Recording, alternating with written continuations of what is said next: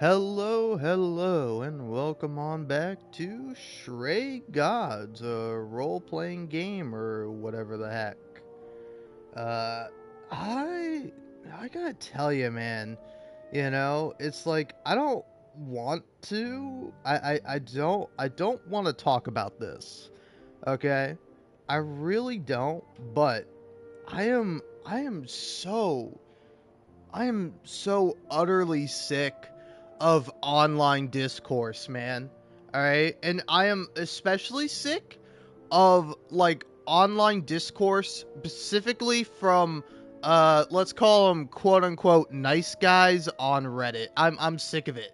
Cuz like at least like people on Twitter are just like unabashed and unashamed in being like awful human beings, you know? It's like if somebody's being like a terrible man on like Twitter or X, as we all know it now and love it, the everything app, uh, as like the people on there, they will just speak their mind and not really care. But that's also not true. They will do the same thing that I keep seeing on Reddit, which again, fellas, folks, if I can be incredibly real right now, it is just like. Also, hold on. I just realized something. Don't mind me for a minute. Network. Uh huh, let's see. Okay.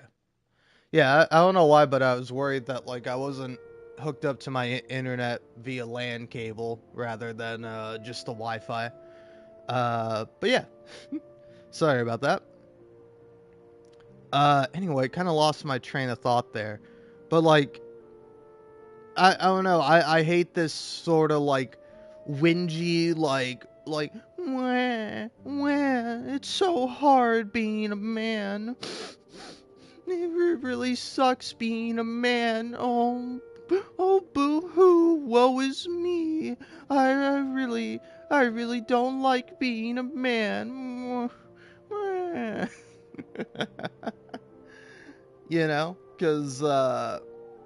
Because it's like I don't know, it is like several factors kind of all tied into each other that I don't know. It's very complicated to explain succinctly, but I don't know. I think what can best summarize my feelings about this are like two things that are in the discourse about men right now. So, on Reddit, sometimes you'll get like posts from subreddits you don't really care about, you know, or posts that like you check out a subreddit once and then suddenly Reddit is like, oh hey, you visited this community before, check this out. And sometimes it's for communities I don't think I've visited. Maybe I accidentally clicked on something, but it's like I do not remember. Yeah, I got one the other day that was like r/delta, and I'm like, I have never been on the Reddit for Delta, and certainly the post I saw I did not like, and then I did not like the comments I saw because it was like some person being upgraded to like Delta Silver membership or something, and it's like in the comments it's just a bunch of people congratulating them, and it's like, I mean, good for you, but I hate this. I don't know how anyone can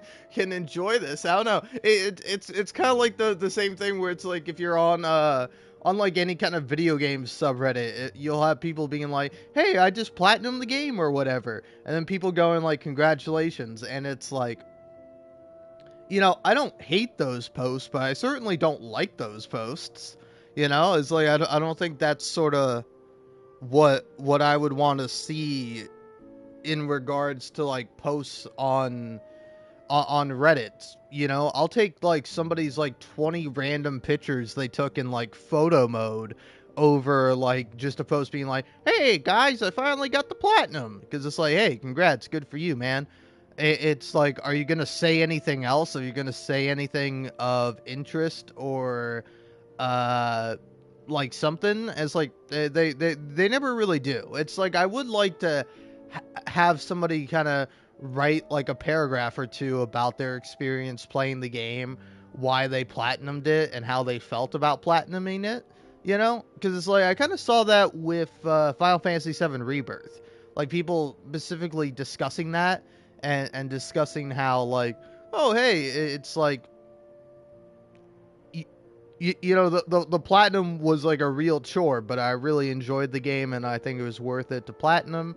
You know, personally, if you are feeling like, oh man, this is too much, or I don't really want to do this, then you can never, or shoot, I lost my train of thought. Uh, damn, what was I just saying a second ago? It was sorry, I just woke up. Like I literally just woke up, so my brain's still a little tired. Still in sleepy mode. Uh which I had a great sleep, by the way. It was pretty good. I had a great sleep, and then I made the mistake of opening up Reddit, and now I kind of just want to die. All right, let's see here.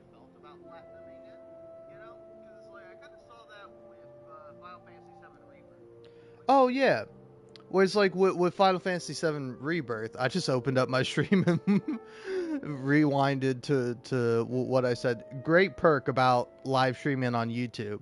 It's why I much prefer it over live streaming on Twitch. And plus, I don't have to save my VODs; like they're just automatically saved.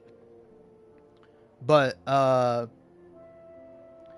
with oh yeah, with Final Fantasy VII Rebirth, like there are also people saying that's like, hey, if you really enjoyed the game, I would not recommend going for like the 100% completionist route. You know, it's like it's like I think that's a problem with a lot of games where if you are going for the 100% completionist route just to go for it, or like, oh, I want to get the 100%, like you shouldn't do that. Like you should kind of play the game to your liking, play it as you want, and then like once you're done with that, once you're bored, start doing the 100% stuff, but do what you find interesting first, and then like along the way try to like find the other stuff that is necessary to complete it. Like I would say like Red Dead Redemption 2 is a perfect example of this, where it's like it can be really fun and a really enjoyable thing going around doing all the stranger missions and uh you know, all the regular missions, of course, but like doing like the bounties, doing kind of all the side quests, which usually have something interesting going on for them. But then what I say is not so interesting is like having to like study and skin every animal. Like I think that one is much more of a hassle. But so long as you're like doing other stuff alongside that and you just happen to like run into like a, oh hey, here's a woodpecker I haven't studied yet, and then I can just quickly kill it, or oh hey, is that the rare moose, the rare bull moose, and then oh look, another moose, you know. Whereas like if you're instead like specifically trying to find a moose, it's like it's gonna be much more difficult and much more frustrating until you eventually do find a moose, you know. So it's like I don't know, man. Sometimes Reddit gives you some stuff you really like. Sometimes it gives you some stuff you really hate. And so, one of the things that I'm kind of neutral on is I'll get like r/comics sometimes, and like sometimes it'll be something interesting, but a lot of the time it'll just be like something I find kind of dull. Like there are some good comics on there, but then there are also some generic, boring, like middle of the road nothing comics. Okay,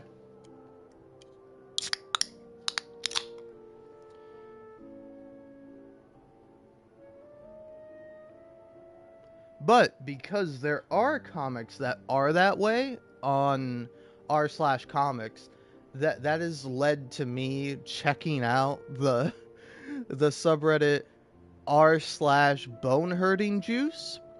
And honestly, can I be real? It's a garbage place. r slash bone hurting juice is a garbage place filled with garbage people who think they're so much funnier than the comic artist by making the same joke a million times, you know? Oh, look, it's the guy who looks like Shrek from that one comic. And, oh, what's he saying? Go F yourself? Wow, haha, that's really funny. Would you like some Reddit gold for that, kind stranger? It is genuinely like a nightmare of a place, which is why it was astonishing to me the other day when I saw a comic on there that was like genuinely really great. Like it was like it was basically this comic that was like, oh man, who are we gonna vote for in this political election? There's the one old guy, and then there's the literal devil. But the old guy has died, and now he's just a pile of meat. But hey, we put glasses on the pile of meat, and now it's like, who should we vote for? And it's like obviously an allegory between like Biden and Trump.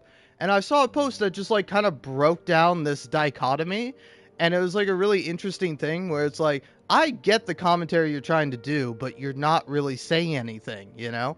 And it's this really like interesting comic, but then all the comments are just like, yeah, that's too long, bro. I ain't reading all that. And it's like, I hate I hate the internet, man. The internet is a great place, but it's also a terrible place. Just like real life, you know? There's some great people out there in the world, and there are some terrible people.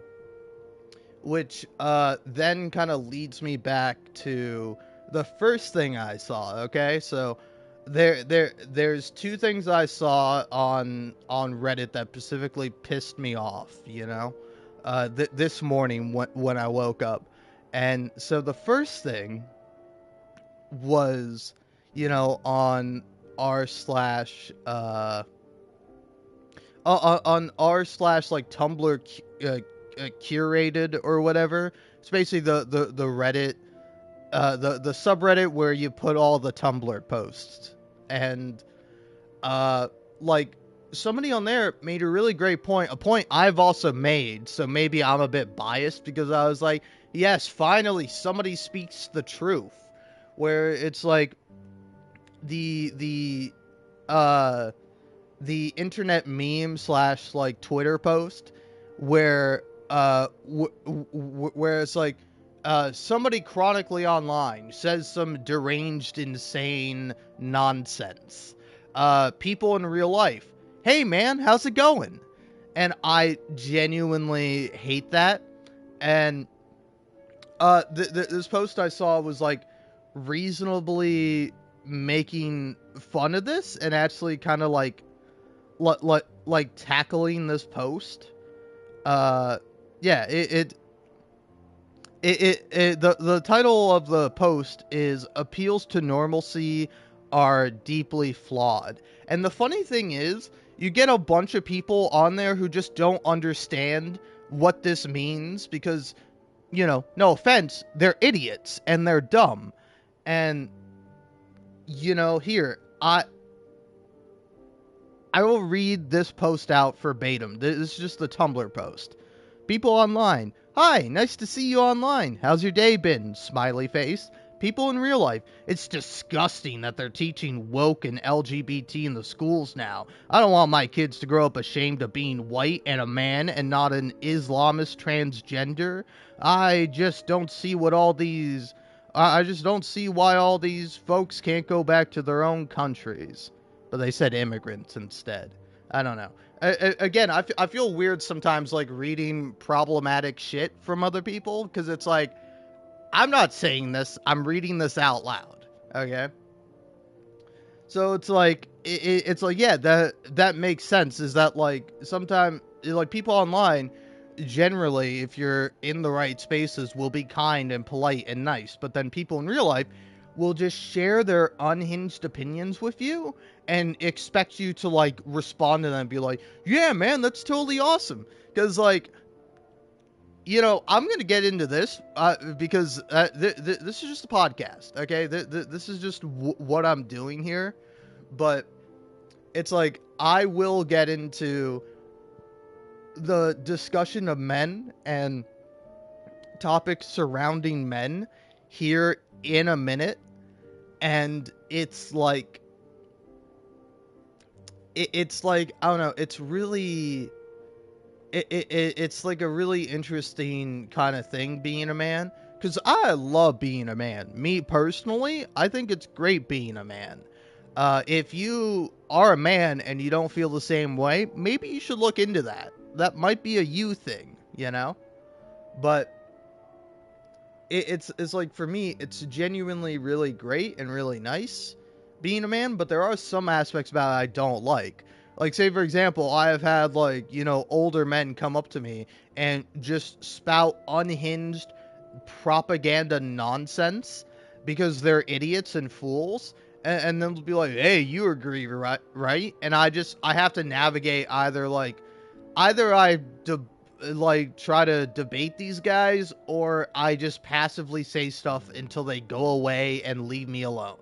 And like that's probably the closest I've been to like feeling a fraction of what women feel much more frequently than men do. And the big difference is that, like, I'm not in danger. I can say in my head of like, oh, I can actually push back against these guys if I want to. But they're like, like, the specific example I'm thinking of in my head is like two super old men who were like, who were talking about, uh, that like big thing that started in like 2019, 2020, and then lasted a few years, and everybody likes to pretend is completely gone now, but it's not. You should still wear a mask. Uh, but it's like it's like they were talking about that, and they were like citing a European study about it. It's like, oh yeah, hey man, you see that European study? And it's like, and they're like talking about how like homeless people are apparently just allowed to go into a hospital and get treated, and then they just get away debt free. And it's like, no, that's not how that works. you, it's like, hey, service workers and specifically hospital workers are saints and are heroes, but also hospitals let people die all the time. Like hospitals are like anywhere else where they are a flawed place that doesn't always have the best interests of the people that go there at their heart, you know? And I think that's just the truth of the matter. You can disagree, and I think generally that's like worst case scenario, but that is a scenario that does happen. Uh,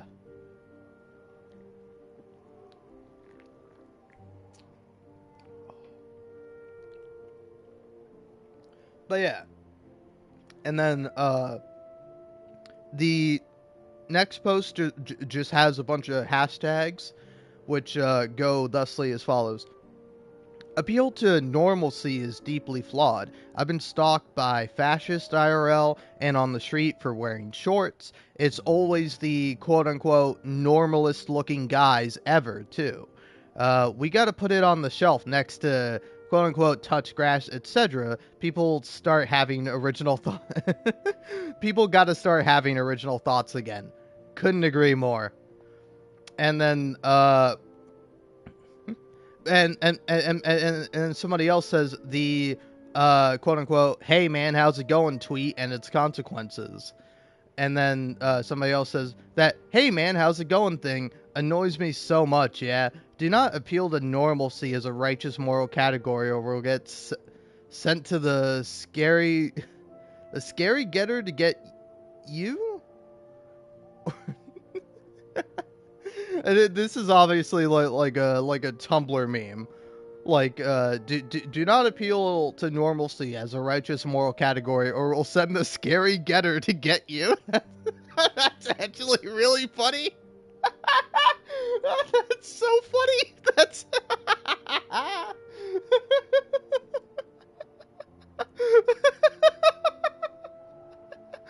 oh my god, the idea of a scary getter to get you, that is hilarious. Oh man.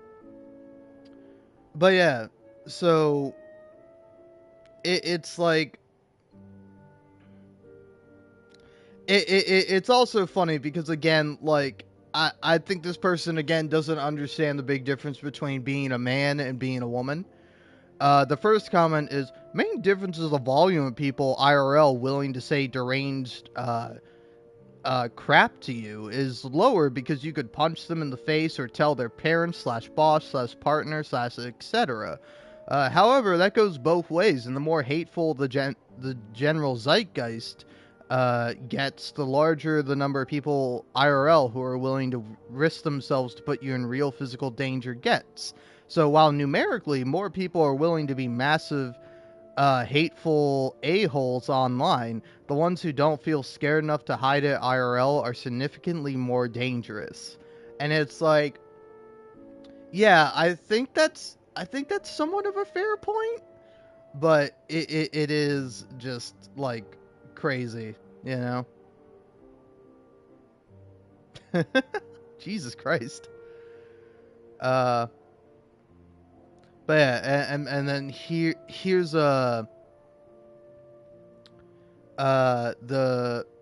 this person says the quote unquote "hey, how's it going" idea shouldn't be used to assert that insane takes don't exist IRL, but that being chronically online will inevitably expose a person to a much higher density of those takes at very extreme levels.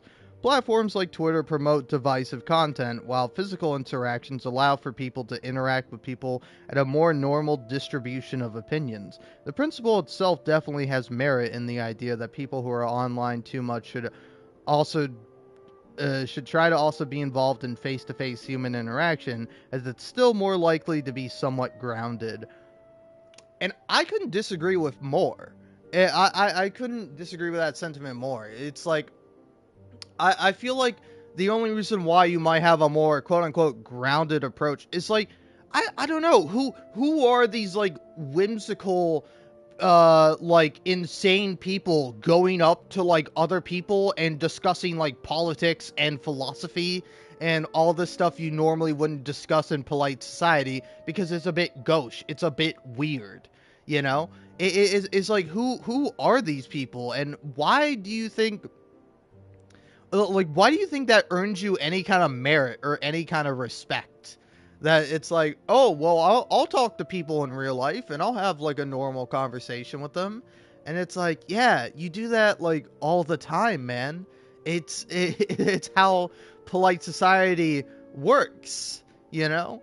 It is that you keep like your most insane thoughts inside, and then you just have like a civilized discussion with people because it's easier and it's I don't know, man. I don't know because it's like it's like unless we're like counting like bots and like and like and like AI or whatever, like all these people online with these insane takes are people in real life. Like they exist. They're still a physical, real human being in the real world. You're just now being exposed to their thoughts that they normally wouldn't share with you in a polite conversation. So how does it how is it's not a point, like it's not a point, it's something that doesn't make sense, and it's something that like I genuinely hate because like, you know, it's like it's like I don't know, I have gotten into situations where it's like, you know, you start off on the wrong foot with somebody, you know, you start off a relationship or a conversation antagonistic, and I've done this both online and offline, where it's just like, oh, you jerk or whatever, but then by like talking to a person and like appealing to their empathy, you can come out of it being like, oh hey, I'm sorry man, I apologize for that. And then if the person is a good person, you know what they'll do, they'll be like, oh hey, I'm sorry too, you know, my bad. You know, it's like I understand what you were trying to say and I shouldn't have gotten so mad at it initially, and I'm actually really sorry. You know, it's like it's like you can have both of these interactions both online and offline. It's like it really does not matter, man. You know, because it's like people are still people at the end of the day. You know. Uh. Hmm. But yeah, I mean, it's also like this person says, also from what I've seen, in parentheses, not too much, TBH, the "hey man, how's it going" punchline is often used in jokes about how passionate people fight and form grudges over completely meaningless things online compared to offline. For example, crap like, "people online, if you think people who still deny Steven Universe being extremely problematic belong in the LGBTQ community, do not interact. People offline, hey man, how's it going?" Generally, the idea is very different than to just claim that crap takes aren't expressed IRL. And it's like, yeah. And here we go. Man, it's like people can be civilized and make nuanced points online as well as they can in real life, you know? The next comment by somebody new is like, while that was the initial intention of the joke, I almost immediately started to see it used in response to quite sensible and reasonable complaints, especially complaints about online transphobia, perhaps unsurprisingly. So there were a lot of trans people, many of whom find people in real life are unfriendly or hostile, saying stuff like, "hey, this is online space is kind of unfriendly to trans people," and getting hit back with the "people in real life, hey, how's it going, man?" and getting understandably angry. It's like, thank you. It's like, man. And then also like some people think they're like the smartest people in the world by just like restating of a very common point. This just in, both the internet and reality contain both normal and deranged people. And it's like, yeah, it's because people online also exist in reality, and people in reality also exist online. It's like it's the same thing. You can't have one without the other, you know? It's like there wouldn't be people talking online if there weren't people in real life who talked. I don't know, man. It's really aggravating.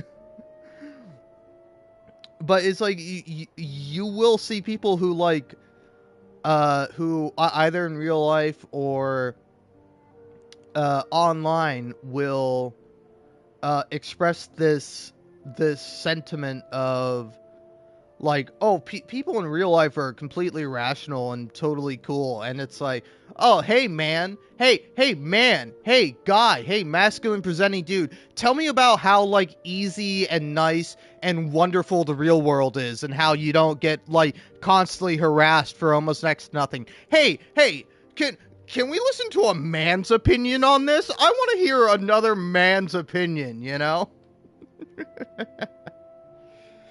Oh, man. Uh. But yeah, it's like, also it's like, it's like, again, people will make succinct points and make like decent posts, and then somebody will respond with something along the lines of this: "I sincerely don't understand this post. Not in a, oh, I disagree with the point they're trying to make way. Like, I'm looking at it and I can't tell what it's even about. It's been more and more common with a lot of discourse. Maybe my brain is just rotting. Maybe I'm just growing older. Maybe it's just that I'm currently sick with fever, but whatever it is, it's reached a threshold where I'm just lost. Can someone explain to grandma what's going on here? Uh, ELI 5, but like ELI 90, I guess?" Oh, I was like, what does this mean? I've never seen this before. But explain like I'm 5, but instead explain like I'm 90, you know? And also, this is a funny thing. Maybe I'm just like an intuitively smart guy, but you can figure out what people are talking about by context clues. It's like maybe you haven't seen the uh people online, some like insane entrenched like weird niche argument, and then people in real life, "hey man, how's it going?" But like, I think you can figure out the sentiment from the post, just like I can figure out what ELI 5 is and ELI 90 is by context, you know. And then yeah, this is also funny. It goes on. What's an appeal to normalcy in this context? What's the broader context, actually? If the context happens to be highly specific to American culture, or a Pacific area discourse in particular, will you let Grandma know more about that as well? And it's like, I don't know. I'm not gonna fault this person for asking this question, but it's like, it's like, I don't know. It's like, again, like the context is there, I think, in the original post, but if you haven't seen like the post that this is based on and like the discussion surrounding that, then I do understand being a bit lost, you know. But it's just like another case of like people online talking about stuff. But yeah, it's like this person also says like another person says, as someone also in this boat personally, I like to think it's not my brain that's rotting, but that the discourse is such deep brain rot that my brain isn't rotted enough to understand it, if that makes sense. And it's like, I guess, man, it's like, it's really not hard to, I don't know. I don't think it's that hard to understand. It's not that completely incomprehensible. You need literally one bit of context, like one Twitter post that is like a very common meme online. But yeah, anyway, the explanation that somebody else provides is, we've seen in recent months the rise of "meanwhile in real life, how's it going?" stock answers on Tumblr, and thus here. It is a way of ignoring some statements by branding them quote unquote terminally online or too deep into discourse, by implying that normal IRL people do not act like that and do not think such deranged things.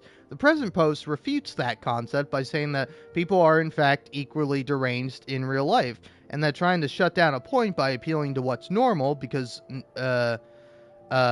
normal doesn't exist, you know.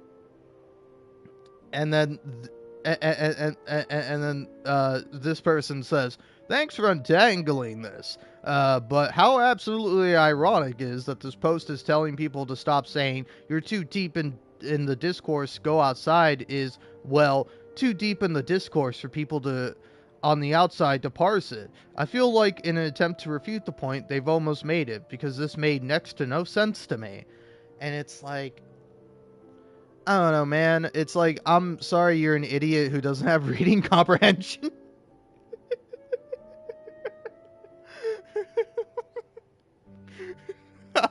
I'm now just imagining like somebody reading a book, like somebody's reading a book, and they're like, it's like a pretty like it's a pretty like I don't know what I can't think of the word, but it's like hard to get into. It's hard to parse. It's a very complicated text, and they're reading it and they're like, man, I don't understand this. You gotta be a massive nerd to understand this. I'm gonna close this book and I'm gonna go talk to people in real life. And it's like, hey man, you can do that, but it's like, you're the one who sat down to try to read the book. It's not the book's fault that you can't understand the words the book is saying. You know, like that's your fault. Like, if you can't understand it, then you should like figure it out. And then when you do figure it out, and not be like, it's like reading like a science textbook or something, and then it like references some law, and it's like, I don't know what this law is. I don't know what Newton's law is, or whatever the hell. I'm not a science man. Don't know if you could tell. But then but then after reading that, you just end up saying, "Oh, hey, oh man, kind of ironic that this scientific textbook is so sciency that you need to read another science textbook to understand it." Man, I'm reading this like calculus textbook, and it's like I have to know like addition and subtraction in order to understand calculus and other basic math things. Oh man, this textbook is too math oriented. Oh man. But yeah. All right.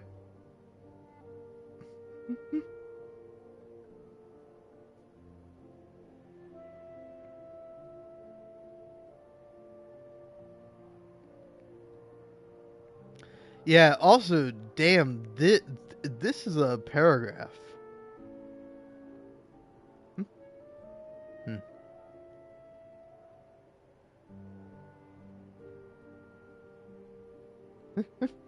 Oh, look at this. Like somebody else just made the exact point that I wanted to make. And they're saying, I see people argue about plant stuff I don't understand, but I don't say they're chronically interested in plants to dismiss them. It's not irony. They're literally just refuting the way you're currently thinking. Uh, and then, yeah, and then they have a few points that say, in my opinion, a lot of the discourse that gets labels terminally online just suffers from a language barrier of sorts. It's a lot like how the average person will likely not have a damn clue what the heck an engineer is rambling on about if they don't know the lingo of their field, or how someone outside of fandom could get confused by someone using in fandom terminology. In short, we should probably just start asking for a layman's term breakdown for the crap that sounds insane from the outside. And then this is a long ass thing. While I agree with while I agree with what you're saying to an extent, there's a difference between language that is necessarily complex to express ideas and language that is simply insular. There are definitely going to be words used in contexts which we don't all automatically understand. That's fine. I still don't know what a quark is or anything like that because that's out of my wheelhouse. The problem, in all quotes, is that a lot of people on Tumblr expect all of us to know exactly what niche subject they're on today. And instead of educating people, say, wow, I can't believe you're for/against niche topic. ETA, an example I can give is the difference between words used in an academic context and AAVE, or African American Vernacular English. The former is simply language that's very specific to make sure a point is made more clearly. The latter, like all Creoles,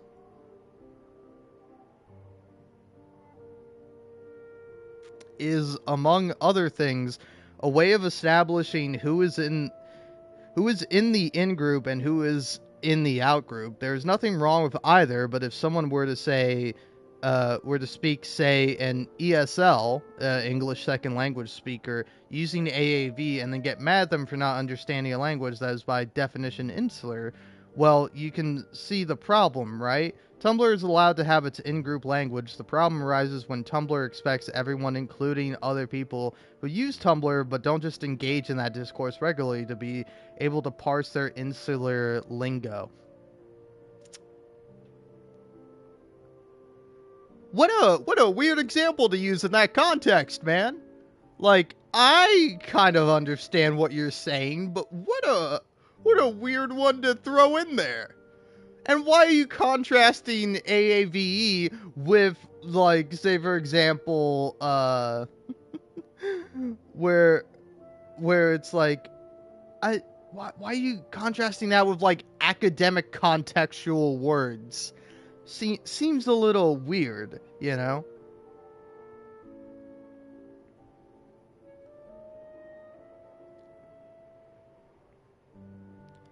Uh,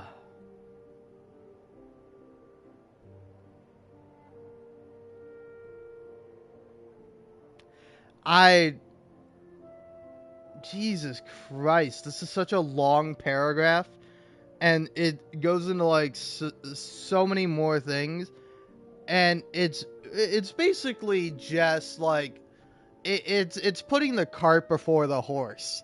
It's like people talk about how it's like in real life you will encounter people who are terrible and have very bigoted beliefs, you know? Like particularly in America, and I'm sure this is also the case in other countries as well, with a predominant religion. But it's like I don't know. This may just be my perspective as an atheist, but sometimes you will talk to people who believe in a religion or believe in a god or whatever they may believe in, and like they're just absolutely insane. Like they just have such these like weird insane, crazy beliefs that like you're just sort of expected to like know and take in passively. You know, it's like it's like what when I was talking to like a friend of mine who was like really smart, really intelligent, and I was talking to her, and we were talking about politics, and this was when I was in high school. I was a junior at the time, so I was 17, and she was a senior, and she mentioned how like she doesn't vote, and I'm like, what, why don't you vote? And she's like, oh well, you know, I'm a Jehovah's Witness, so we believe that the government has been taken over by the devil. And I was like, huh, okay. And then, you know, I forget if this was the same day or like another day, but like that's the reason why Jehovah's Witnesses go around door to door, is because they think like the world is going to end or something along those lines. It might not be that exactly. I'm not too caught up on my Jehovah's Witness lore, but it's like the reason why they go around door to door to other people is because they want to save them, quote unquote. They want to give them the good word so that way they can get into heaven, because like reality is doomed and taken over by the devil and demons. And it's like, huh, okay, you can believe that. I'm not gonna push back against you, but that's insane. That's an insane thing to believe. You know, it's like metaphorically, sure, I might agree with you, but like literally, the devil is running the government. The devil from the Bible, the devil.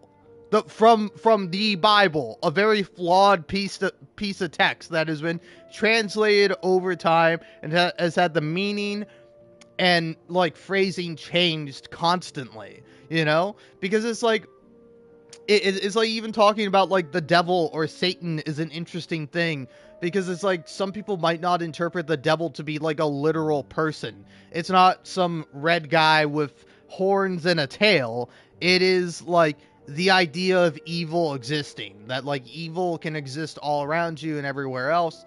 But then there's also that phrase, it's like the greatest trick the devil ever pulled was thinking that people making people believe that he doesn't exist. And it's like, oh man, then what kind of is God just a failure then? Because God's greatest failure is making people think he doesn't exist.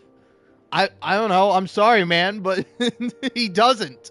It's not real, none of it is. All right, we live in a chaos, in a chaotic, meaningless universe. I personally don't believe in a creator, and if there is one, I don't think it's some sentient being that like supposed to be. I think everything is just by chance, you know?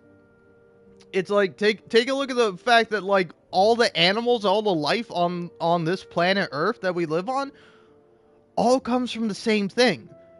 Like we all have similar genetic makeup that make us all the same, and it's just random chance that we turned out the way that we did. You know, it's like you and I, we could have been lizards. Y- you know, it's like humanity could have never evolved to be what it is, and then we wouldn't have pointless discussions on the internet. We'd just be going around chilling in the sun eating flies, you know. And it's like sometimes I wish I had gotten lucky. I gotten lucky in the life lottery, and I was just some dumb lizard, you know. But it's like, no, we're not lizards, we're people, and we gotta use our brains to think, for Christ's sake. Which is ironic, because again, I don't believe in Jesus Christ. Maybe he was a real guy, maybe he wasn't. Doesn't matter. It genuinely doesn't matter.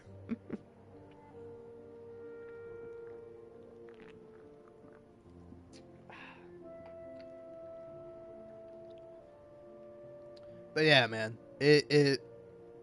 Reddit can sometimes be a good place where people are like genuinely discussing things and having civilized conversations, and then other times it is just like people purposefully uh being dumb.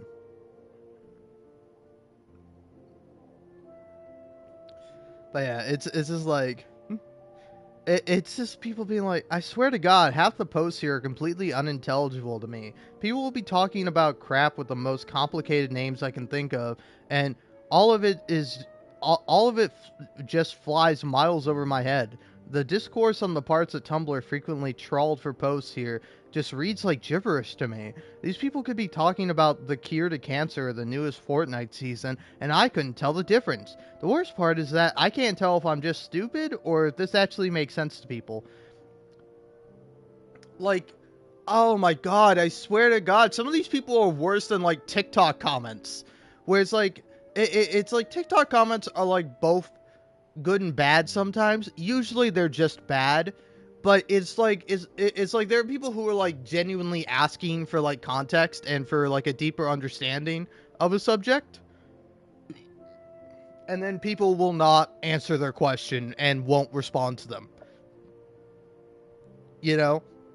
But then there are TikTok comments that people leave that's just like, you have a phone, you just typed out that comment, you can type the same thing onto Google and you can understand what people are talking about, you know? It's like maybe rather than like jumping to make a post about how you don't understand this post, you could, oh, I don't know, go around the comments and read and get some extra context where somebody is asking like the same thing and then somebody provides a reasonable thing. Hmm.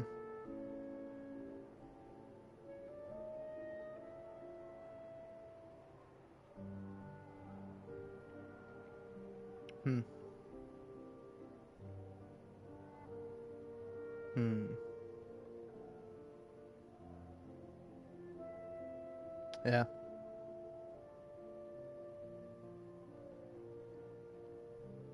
I don't know. Genuinely just an awful thing to see, you know.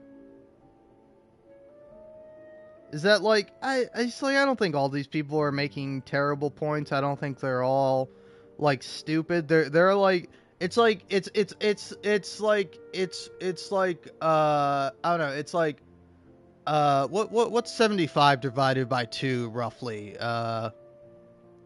It's like 37% of people are like, I don't understand what this means. This doesn't make any sense to me. And then, like, the other 37% of people are like, oh, well, actually, you're using this idea of, like, people in real life, man, meme wrong, okay? It's not about how people in real life aren't deranged and stupid. It's like, no, I've seen that meme used.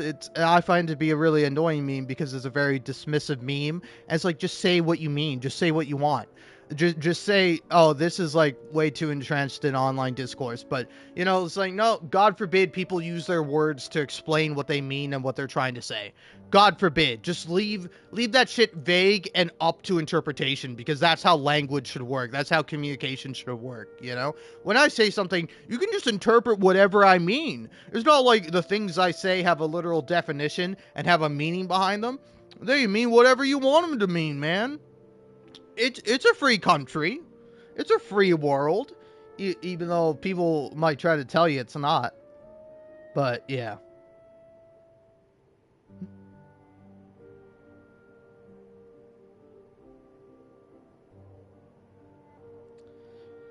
Oh man.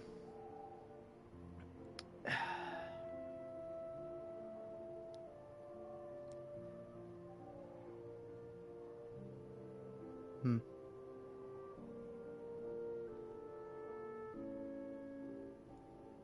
Hmm.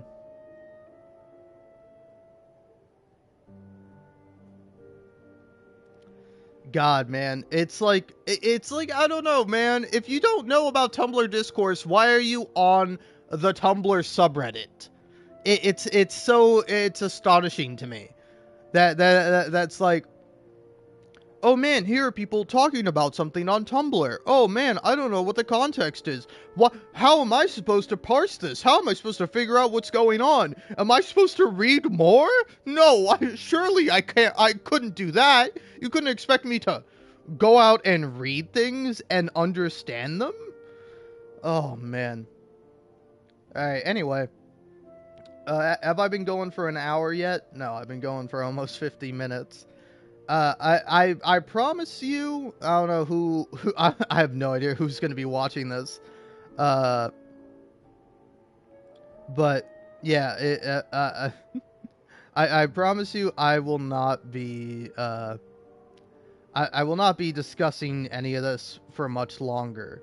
But the final, because I saw two posts that just immediately pissed me off, and the next post I saw was on the r/bone hurting juice subreddit, which again, it's like sometimes there's really funny stuff on there, but a lot of the time it is just garbage posts from garbage people. And this one is like all about all about the comic artist Pizza Cake.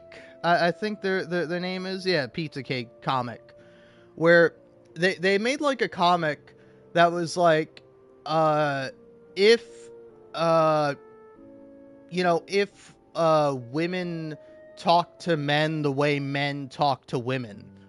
And like I people went insane over this post. Like I honestly, it's like as a man myself, like it can be pretty hard being a man, but also at the same time, I want to like look these people in the eye and tell them like, hey, if you're really a man and you see some post or something like kind of criticizing or critiquing men, maybe you can take that one on the chin, bucko. Maybe you can, I don't know, have a backbone and, God forbid, be a man about it. Because it's like, I see so many pissy people just throwing a hissy fit because somebody had the audacity to say something bad about men. And it's like, meanwhile, this post, I think, stands in stark contrast to that. Where it's just like, I don't know, it's weird too, because it's like, this is also related to like another kind of drama that's happening. So here, I'm just going to explain the whole thing just for me, myself, and I. All right. Also, good. Man, I always get nervous when I'm talking for a while, and then I see like somebody is tuned in. It's like, don't tune in. This isn't for you. This is for me. Okay? I say things for me. I don't say things for other people.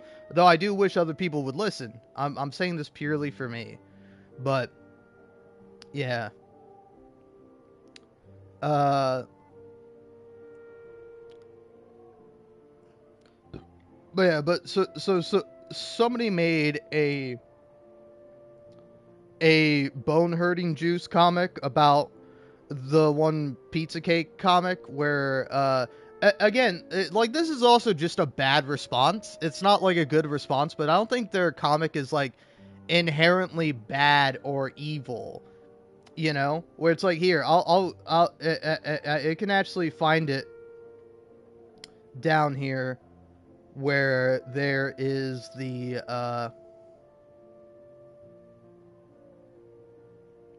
yeah, you can just find the original comic in parts. If women talk to men the way that men talk to women, and then I don't know, this is the first thing, but it's like the first thing is, I got robbed by a group of women last night. And then it's three women all saying three different things. Well, yeah, wearing that fancy suit and watch, you're kind of asking for it. And another one says, I bet this dude's lying. Not all women rob people, you know? And then another one is, it can be really isolating and lonely for men. We don't. Oh, please. I know what men are going through. It's not that bad. This guy's such an attention whore. Women have issues too. Which, like, yeah, that feels very relevant in this context. And then a man says, I wear a hairpiece because it makes me feel more confident. And then, so you're just lying to women? This is why you take a guy swimming on the first date. You should look good naturally, you know? And it's like, it's like, this isn't a bad post at all. It's like people just don't have any reading comprehension. It's like the point of the post is not that like all men are terrible and bad, but that it's that, like men usually treat women pretty bad, and it would be bad if women did the same thing, if women treated men the same way that men treat women. Like it's like it's not a condemnation of men, and it's not like a man hating post. It like doesn't make any sense. It's like, God forbid men receive like an ounce of criticism, because it's like, me, a man, criticizing a woman. Oh, well, I'm just criticizing a woman. I'm not saying I hate all women. I'm not sexist. Why would you assume that about me? But when a woman criticizes a man, oh, she hates men. Oh, this woman, she hates men. Don't you know it's Men's Mental Health Awareness Month? And it's like, no, I didn't know that. And you know what? I don't think any man who's not terminally online would be bringing that up in this context as like, oh, well, it's men's mental. I don't care. That shouldn't be a thing. Like, it should be like Mental Awareness Month all the time. It's like your brain, just like your body, is something you need to take care of, and something that needs help to be healthy. You know, it's like, I don't know, man. It is insane. And it's like, also, if you see a post that is like criticizing men, you shouldn't immediately go, well, not all men. You know, you're kind of dismissing men right now. It's like, no, she's not. She's explaining how men commonly dismiss women. And now you see that and you go, oh, well, she's dismissing all men and all of men's problems because men don't have problems. And it's like, where did she say that? Where and when did she say that? Because I read the whole comic to you. She didn't say that. These people are insane. But anyway, I do understand the criticism of her response, because her response is, I don't hate men at all. I have a son, lol. Which, like, that's not a good response, but also, like, I can see as a mother and as a person, like, thinking, like, yeah, hey, I don't hate men. I have a husband and I have a son, and also, it's like, you know, I'm not saying that all men are this way. I'm saying that, like, as a woman, you know, you often feel this way, and then it's like, oh no, yeah, actually, woman, you're wrong, and I, a man online, am right.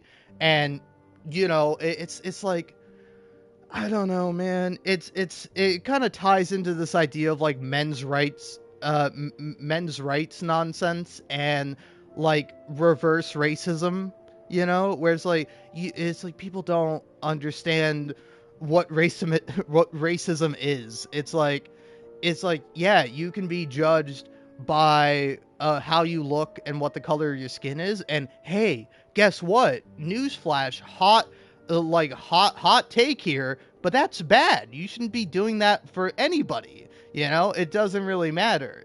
But it's like, you know, most people are able to discern that it's like, okay, hey, if we're talking about like how racism works, it's like, you know, obviously not every single person in the world is racist, but there are like problems and issues that go into that, and there's like a discussion to be had there. But then like people will just kind of take this idea as like, oh, so if I'm white then I'm a bad person, and it's like, you're the one who said that. You said that, and now and now that's what you believe, and you're an idiot. You just don't understand things at all. But anyway, the like this is also just like a terrible thing, because like the what one of the first things I saw from this is like some guy saying, or some gal, some person saying, feed me the organs, which, if you don't know, on bone hurting juice usually if somebody has like OR something, like, where's the oregano, they're asking for the original comic for some context or whatever. And then the OP leaves this response where they say, I had all the orange panels in the comics, but then you / some user complained about how that was quote unquote karma farming, so I removed all of them. You can find it on Pizza Cake's Patreon or on pirate/leak sites, which I cannot leak here because those also leak her nudes, which she posts on Patreon. And it's like completely unnecessary thing that you didn't have to add, you know? It's like it's like you didn't have to leave that last comment, but you did anyway, you know? And it's like and, and it's like I don't know, it reminds me, it's like I don't think a man would be like attacked in the same way if they posted nudes. It's like, oh hey, this guy he made a point, but he also he posts risque photos online. My oh my, you know? It's like I don't think anyone would care unless of course they're gay photos or gay videos. Say for example what happened with Sketch. uh if you know Sketch, YouTuber, TikToker, guy who just kind of does like funny stuff. He closely associated with like FaZe and Jinxie, if you know who that is. But hey, if you don't, then you don't have to. And guess what? It's like you can look it up if you're really that curious. But he got outed for posting like OnlyFans content, and like it's like not everybody of course, but like a lot of people freaked out. Like a lot of the people within like his immediate circle were like, oh my god, I let my kids watch you, blah, blah, blah. And it's just like, you guys are all idiots, you know? It's just like it's such a it's such a nonsensical thing, because it's like it was something he quit doing, and it was something that he tried to get removed and scrubbed from the internet, and then some asshole brought it up and was like, oh hey, I gotta report on this because I'm a quote-unquote journalist, because that's what journalism is digging up like stuff from people's private/pseudo public life that they don't want to be associated with anymore, and then bringing that into light so that way they can be harassed by a bunch of people and feel like they don't belong and feel like that they've done something wrong for being a goddamn human being. But thankfully, you know, like a lot of people came out in support of him, and it was like really nice to see. It kind of brought a tear to my eye. It's like, oh wow, there are actually people who, you know, do care and are being like really nice and being really like human in this situation, you know, which is something you don't see online a lot, and sometimes you don't see in reality. And anyway, so yeah, alongside that, but yeah, it's like, oh man, it's like it's all yeah. So just a few comments in response to the fact that this woman has nudes on her Patreon on like the highest tier or whatever, is some guy going, WTF, it's real, exclamation point, which like, yeah, but do you have something relevant to add? Do you have something to actually say, or do you just want to make a nothing post that is actually karma farming? And then and and then somebody else, a person who has man in their username, says, I guess making shitty comics wasn't cutting it, you know? And then thankfully this one got downvoted. This was like the worst comment I saw in response to this, which is, how the F is her husband fine with that? And then this is, oh man, this is funny. I love when people double down on being wrong. It is pretty funny to see, you know, which is ironic talking about this, where people think this woman has doubled down on being wrong. It's like, no, I think she just had a bad response to people arguing in bad faith about her comic, you know? It's like, I don't think that completely invalidates her, but it's like I do see the point of like, okay, that's not a good response, but it's also like I don't think she had to respond at all. I think she was completely within her rights and she wasn't doing anything terrible, unlike some of these people, where the same guy adds an edit after getting backlash, where they say, "How TF are y'all fine with that?"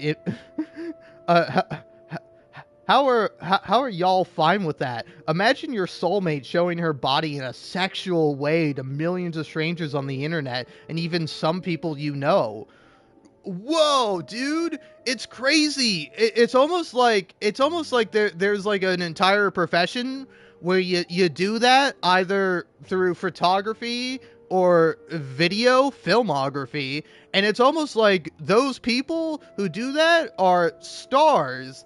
They also have husbands and have children and have lives outside of the thing they do. Whoa, dude. Oh, could you imagine loving somebody for who they are and the person they are and how they make you feel, and not based on some idea of like, oh, this person is mine, you know? Could you imagine like not wanting to sexually own somebody? Because I, a man posting on Reddit, can't imagine that. Jesus Christ, man. It's truly terrible. And then here's a point that some people again, that this one doesn't get as downvoted, but I think this one should be downvoted more. But this person says different people don't mind certain things that you do. What I'm more worried about though are her children. Imagine you know that there are pictures of your naked mom in the internet. Whoa, dude!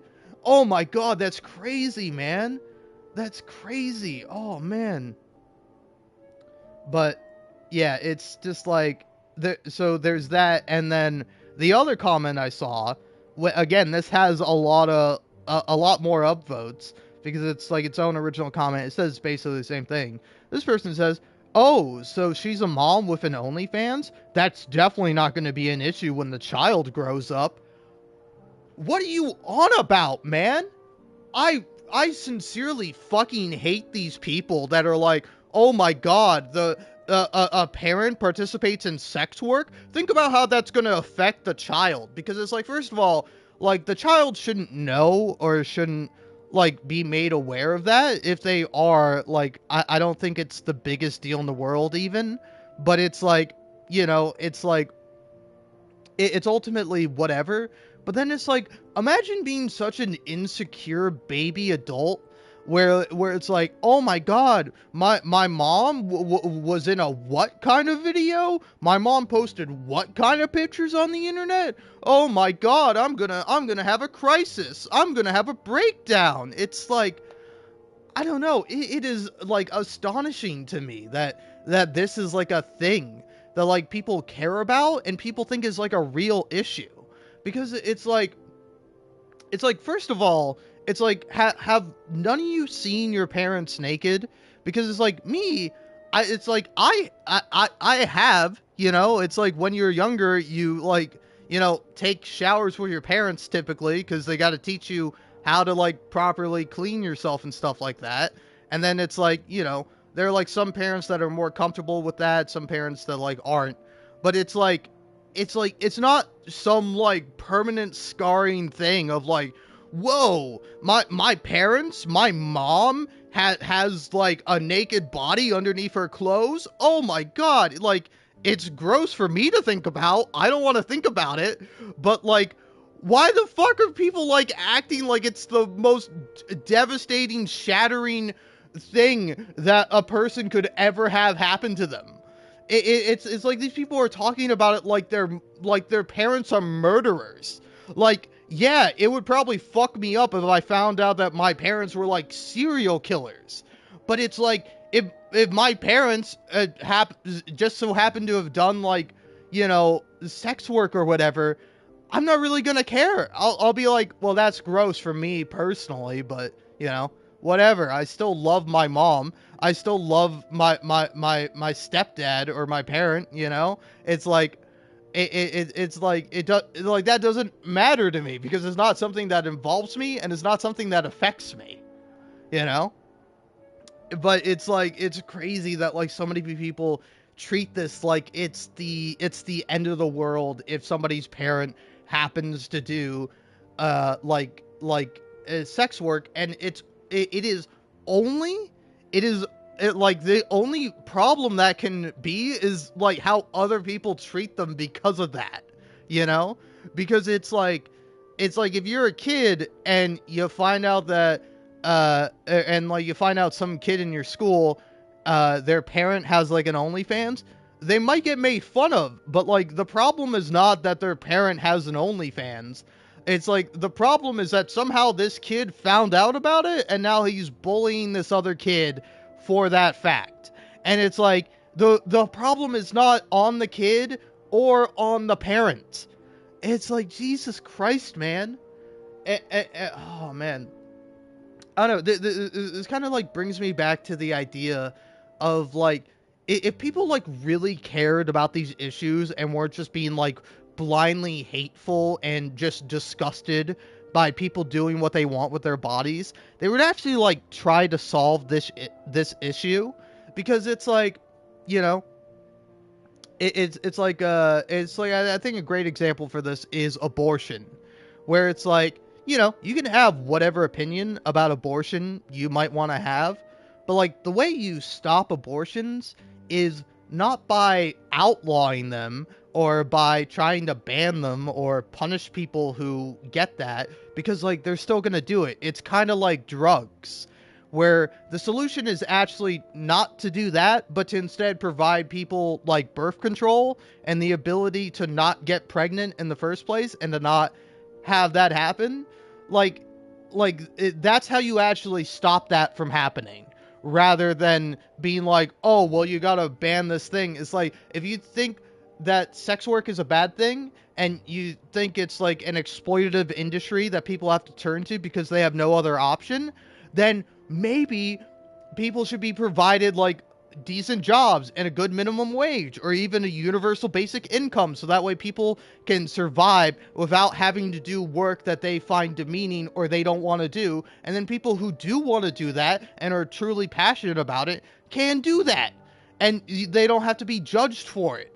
But it's like, I don't know, God forbid we live in an empathetic society where, you know, we try to understand more than one person, because everybody understands themselves, but it's like, oh, somebody else doing something that I disagree with but doesn't actively harm anyone. Oh, this is such a problem. Can you just imagine what that would be like for the kid? Oh man, that's got to be like so terrible. I should go harass them about this. Oh my god, it's just it's yeah, man. So uh to kind of like finish this off, where like where it's like the whole point of this, the whole point of like hating on this pizza cake comic person, uh where like where like somebody says like the same rational thing, which is, what the fuck are these comments, LMAO? It's a harmless comic. And it's like, yep, that they're 100% right there. And then this person who is like talking about their own shitty comic they posted, you know, which is not a comic, it's a meme that it's a comic that they've edited and turned into a shitty meme. But they say, well, this comic is harmless. The one she posted during Men's Mental Health Awareness Month was just tone deaf AF, and then she doubled down. Since then, she isn't the most well-liked person, at least in this subreddit. In r/comics, you get banned for saying anything negative about her at all. And it's like, it's so, like, insane, man.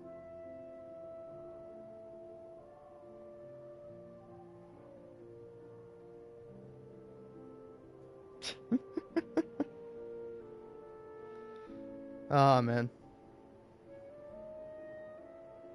Wait, yeah, is this the most popular thing? Oh no, okay.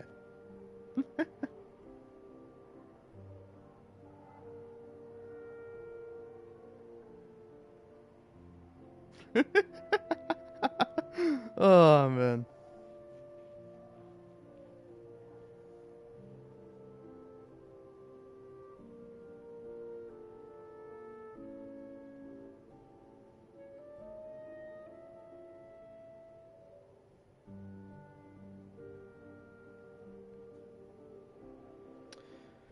Oh, Jesus Christ. All right. I did kind of go over my time. I was going to say I was going to stop talking about this 15 minutes ago, but it's just I don't know, man.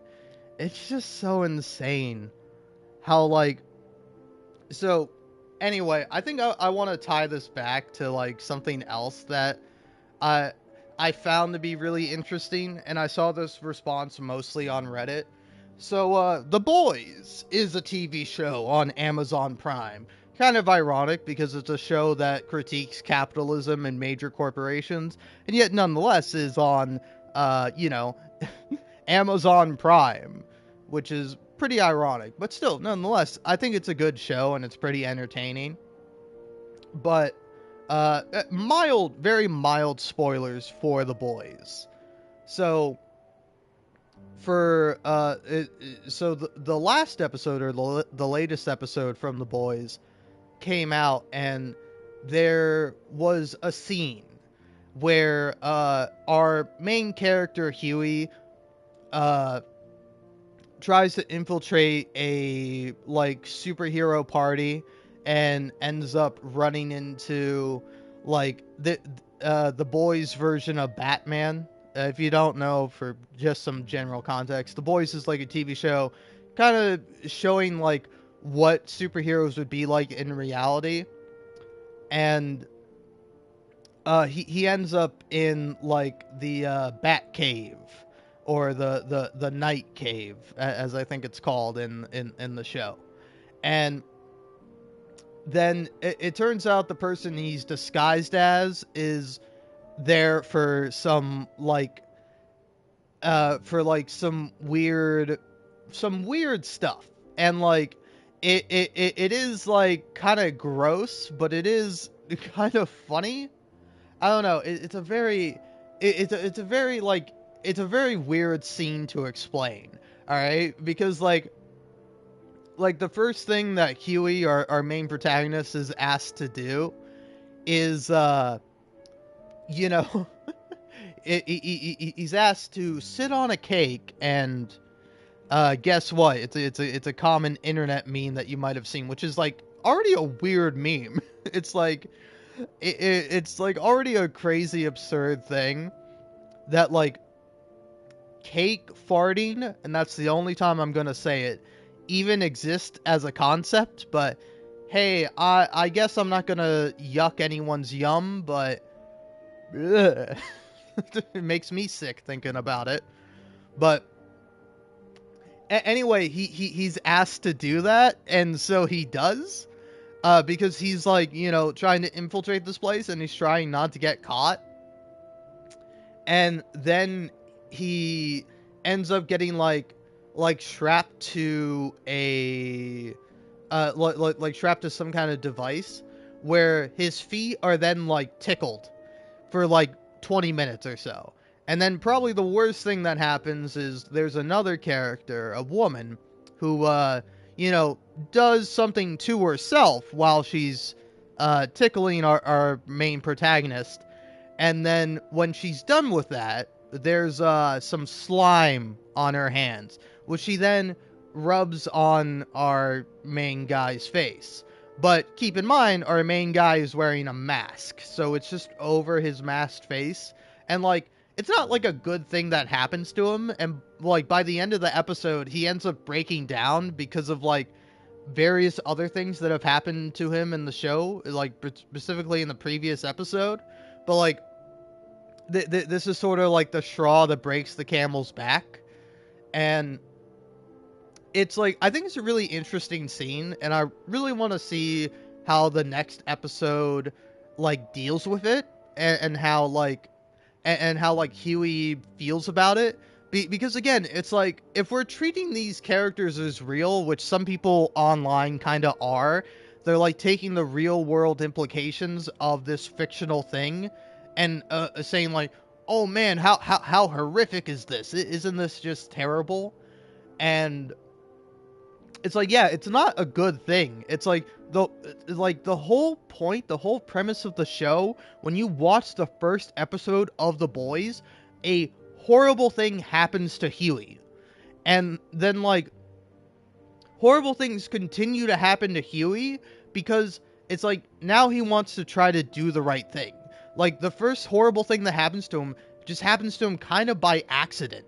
Kind of just by this like random bad luck, and it's like really terrible. But then like but then like he actively chooses to like fight against this corrupt terrible system. And like part of this is showing like what people end up having done to them because they're desperate for money, or they want to get in somewhere, or they want to, you know, they they want to have like some upward mobility, you know, because like for like this whole subplot, the kind of premise of it is the guy he's disguised as is trying to become a sidekick to the main hero, to like this universe's version of Batman. And so it's like yeah, this awful thing is supposed to be an awful thing, and I think it's depicted as such. But then the like showrunner Eric Kripke, I think again, kind of in the same vein as the previous thing I was talking about with the pizza cake comic person, is that they just had like a bad response to this, you know, where it's like in an interview they asked, it's like, so hey, how'd you think about writing this like really like terrible scene where Huey gets SA'd?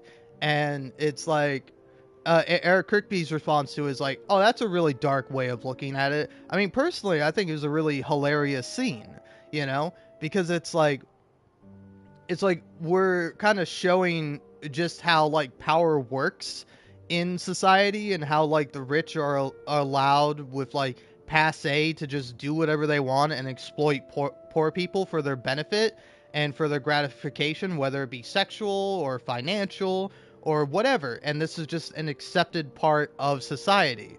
And so you know, it's just like I think it's a funny concept to have somebody being tickled and laughing and like trying to like shout out random words to figure out what the safe word is, you know? And so like that's where the humor of the scene comes from, but like the actual implications of it are really dark, you know? So I just think it was like a bad response on the creator, but it's like almost like everything I see is just like people. It's like, I don't know, because it's like men do get sexually assaulted, men do have like really bad things happen to them, just like, and it can be a really terrible thing. But it's like it's like, I don't know, for one thing, it's a TV show. It's fiction. It's like, yeah, it's supposed to be a terrible thing, but it's like there's also like funny moments where characters do really dark things. Like a lot of the main cast and a lot of the main characters in the show, like most of the quote unquote superheroes, are murderers, and they murder people. And like sometimes it's shown in a funny context. And it's like, just because this one instance of murder is shown in a funny way, that doesn't mean that like all murder is funny, or all murder is like, oh, this is murder apologia, you know? And it's like it's like, I think people are making a mountain out of a molehill, where it's like, I can understand your perspective, and I definitely understand if somebody watched it and felt uncomfortable and didn't really like it.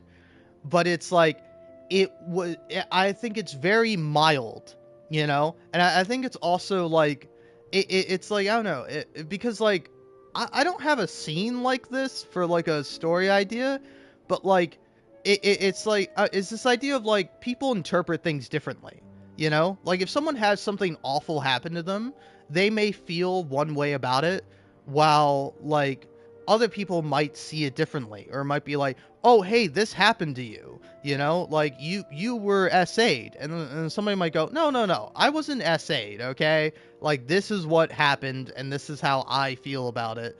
And it's like, you know, it's like you can think that like maybe this person is repressing it, or maybe they just don't want to accept the truth, but I think that's on them for that person to decide, rather than like, you know, a bunch of strangers or other people to decide that like, oh, this is depicting like one of the worst things ever, and it's shown that it's funny. Actually, it's funny when these things happen.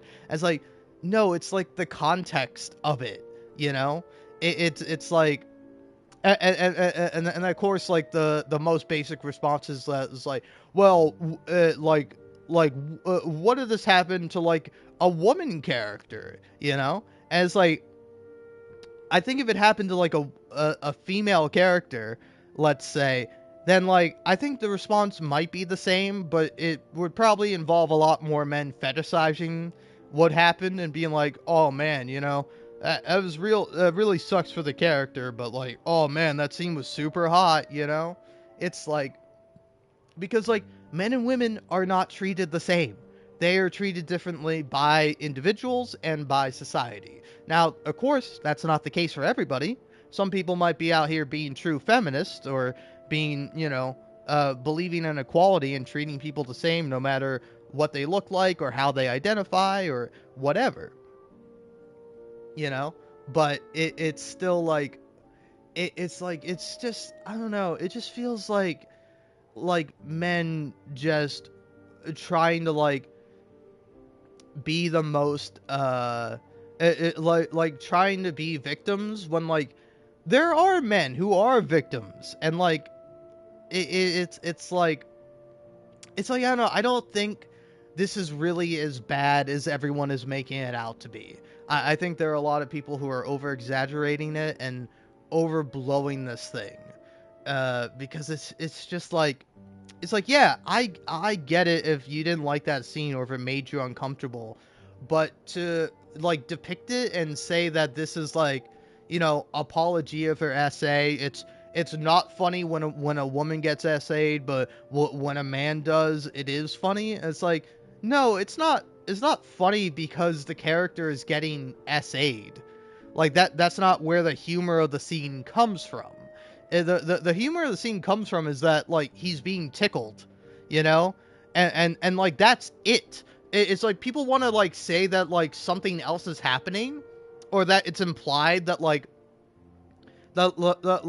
more is done to him, but no, it's actually the opposite. It is never shown nor implied that Huey has anything other than him sitting on a cake and being asked to fart on it, and then being tickled on his feet.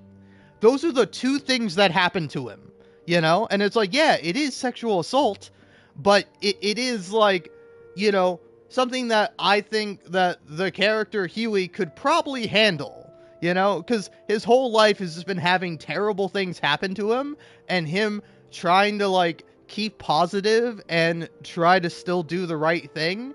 And it's like, by the end of the episode, he breaks down and he's like, I'm not okay. I can't fucking do this anymore. This is terrible. My dad's dead. I fucking hate my life. And I have to keep doing these horrible, awful things that I don't want to do for the sake of the greater good. And it sucks. You know? Like, that's the whole point of the fucking show. Oh, man. Alright, well done.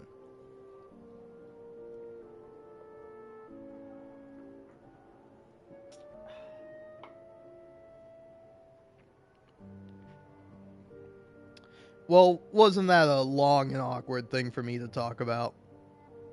But, I mean, I don't know, again, it's like, I think people are entitled to feel the way they feel about it, but it's just like, I don't know, to me, it very much reeks of like, you know, it's like men want to be oppressed. White people want to be oppressed so badly, so that way they don't have to look inwards to themselves and like actually think about things, because it's like, it's like I almost guarantee you if like the same thing that happened in the show to Huey happened to a woman, instead of like a bunch of people talking about how sexual assault, no matter what form it is always wrong and it's always bad and it's never something to be joked about, they would all be saying, "Oh, come on, it wasn't that bad. Oh, come on, I think you're being a little baby about this, honey." Like, it would just all be condescending shit.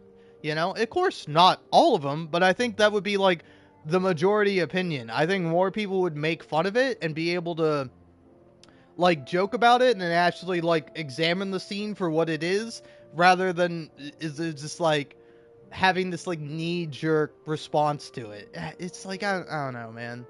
It's like, I don't know.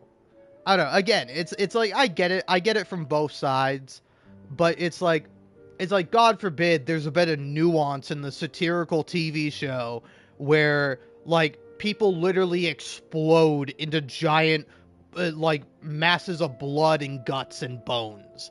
Like, I don't know. It's just, it's so weird because, like, it's a very, like, gory show, but, like, I don't think people would be talking about how, like, I don't know. It's like, again, I think a lot of people would be dismissed if they talked about how, like, the gore on the show is bad, you know? Because yeah, it's like gore is obviously something that not everyone can handle, but it's like the way it's done, you know? It's like, it's like, I think it's interesting people's reactions to it can, like, vary just depending on the context and the depiction of it. Because, like, again, I think it was, like, depicted not terribly in the show, but it is like a complicated thing. Meanwhile, like, the gore is like people just passively accept the gore, and in a way the gore is like cartoony. It's like, the way I would kind of compare it is, take for example in Red Dead Redemption 2, where it's like, kind of like a feature of that game is if you shoot somebody in the head with a shotgun, like, point blank, then their head will explode. And it's like, it's like, that is like super gory. It is like extremely gory, but I'm not as uncomfortable with that as I am with the gore of, like, shooting someone in the face with a pistol. Because it's like, the like, in a way, even though it is somewhat realistic, it's more cartoony when you see someone's head just, like, disappear and explode into, like, a big, like, a big, like, flash of blood, really, because that's what happens. But then it's, like, genuinely horrific in that game if you, like, shoot someone in, like, the eye or the mouth or, like, the cheek, and then you go and look at that corpse, and it's like, ooh, that affects me more because you see, like, a literal hole in this person's face. And it's like, because the game has, like, such beautiful graphics and is like, it looks really nice even if you're playing it on, like, a PlayStation 4 or an Xbox One, like, you still see, like, a human, and you see, like, a hole in, like, a human's head, even if it is fake, even if it is fictional. It's like, ooh, damn, that is messed up.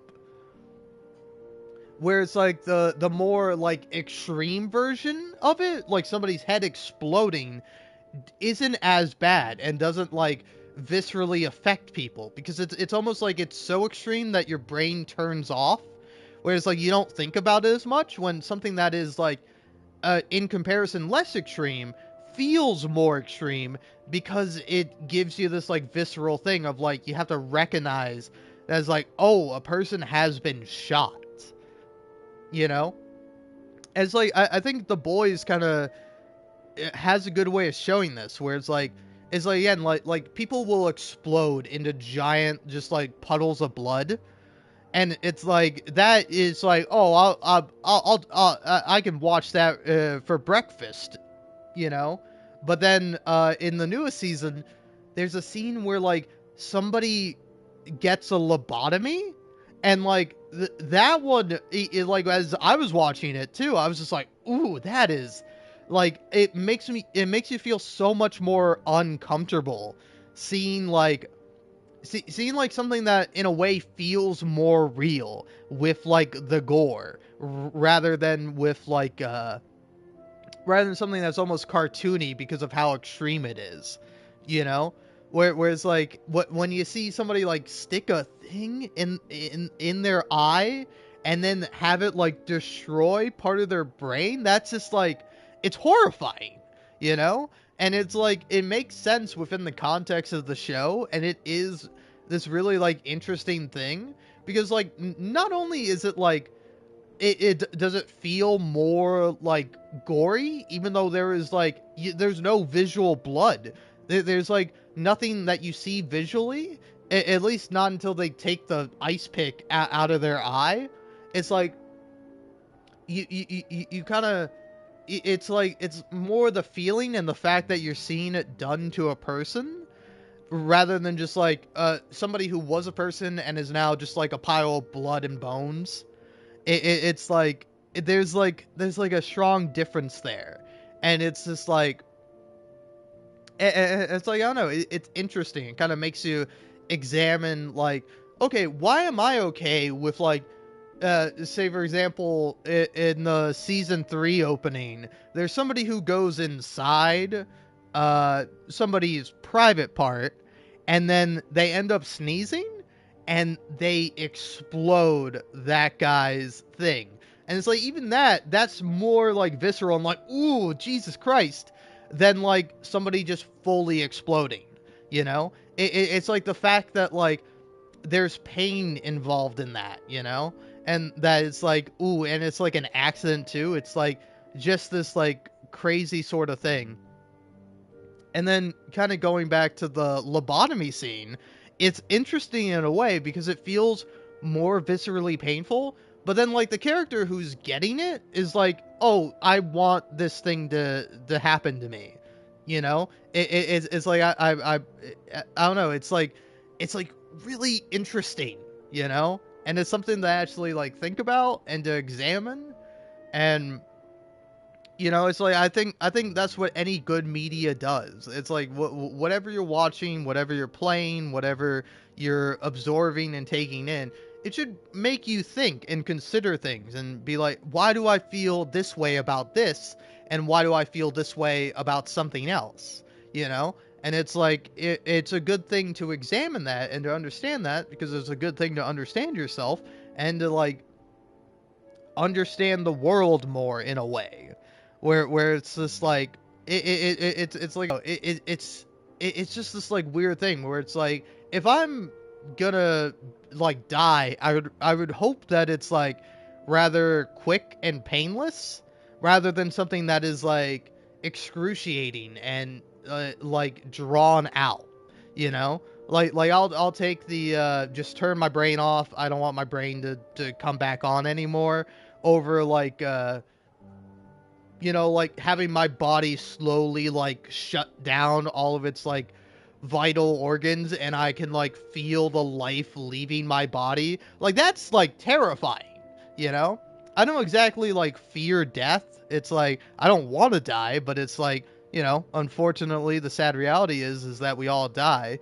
And it's just like, I can only hope that when I die, it's hopefully something that is like relatively quick and not too traumatic, or it's like, or it's like, you know, you might die and the very last thing like you think before you die is like, I don't want to die, I don't want to die like this, I don't want to feel like this. And like that seems like a really horrifying way to leave the world, you know. Ugh.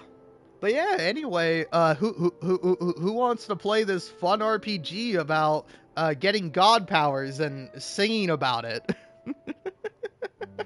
That's what this game is. I just kind of booted this game up because I do want to play it, but I just wanted to have like a game in the background with some music so I can like talk about all these various things, because it's like, I don't know, I think it's healthy to talk, even if you're like me and you're just talking into a void, a vacuum, just talking to really nobody. Nobody is here. I'm not like physically talking to anyone, but like humans need to talk. It is like a necessary thing, whether you're only talking to yourself or you're talking to like a family member or a friend or even a stranger. You have to talk to people, and it can be really nice, but it can also be really awful, you know. So yeah, I don't really have a point. I think my whole point is that, you know, if you're gonna worry about something, if you're gonna make a stand, if you're gonna like have some hill that you're gonna die on, metaphorically, make it a good hill. You know, make it be something that's actually worthwhile and meaningful, rather than because like funnily enough, this takes me back to to like my to kind of like what one of the original things that I saw that kind of irked me a little bit is is that like people who are like chronically online will like obsess over like very small details or very things that like ultimately don't matter, you know. It's like it's like again, I saw this on like the Tumblr post where it's like where it's like there are people who are like, oh man, if you like Steven Universe, that's really problematic, and like uh do not interact with me. And like, here's the thing, me, a rational sane person who sees that, just goes, oh, okay, hey, fine. I didn't want to talk to you anyway. That's fine by me. And then like an insane person is like, what do you mean? I have to argue about this with you. I have to argue about this with you now. And it's like, you, you know, it's like, I don't think I'm inherently better than anyone, but it's like, I would rather just like make my points on their own and have them stand on their own merits rather than like actually go out of my way to argue with a specific person, because it's like sometimes that can be helpful, like in the case of like a debate of like two people discussing things and giving back and forth, so that way both parties are able to expound upon what they're saying and what they mean, and uh like make as many points or try to like argue as best they can for what they're saying. I think that can be a good thing. But it's like I don't have to go out of my way to convince anyone to agree with me. It's like you either agree with me or you don't. And if you don't agree with me, like, you know, you can let me know. It's like it's fine, you know?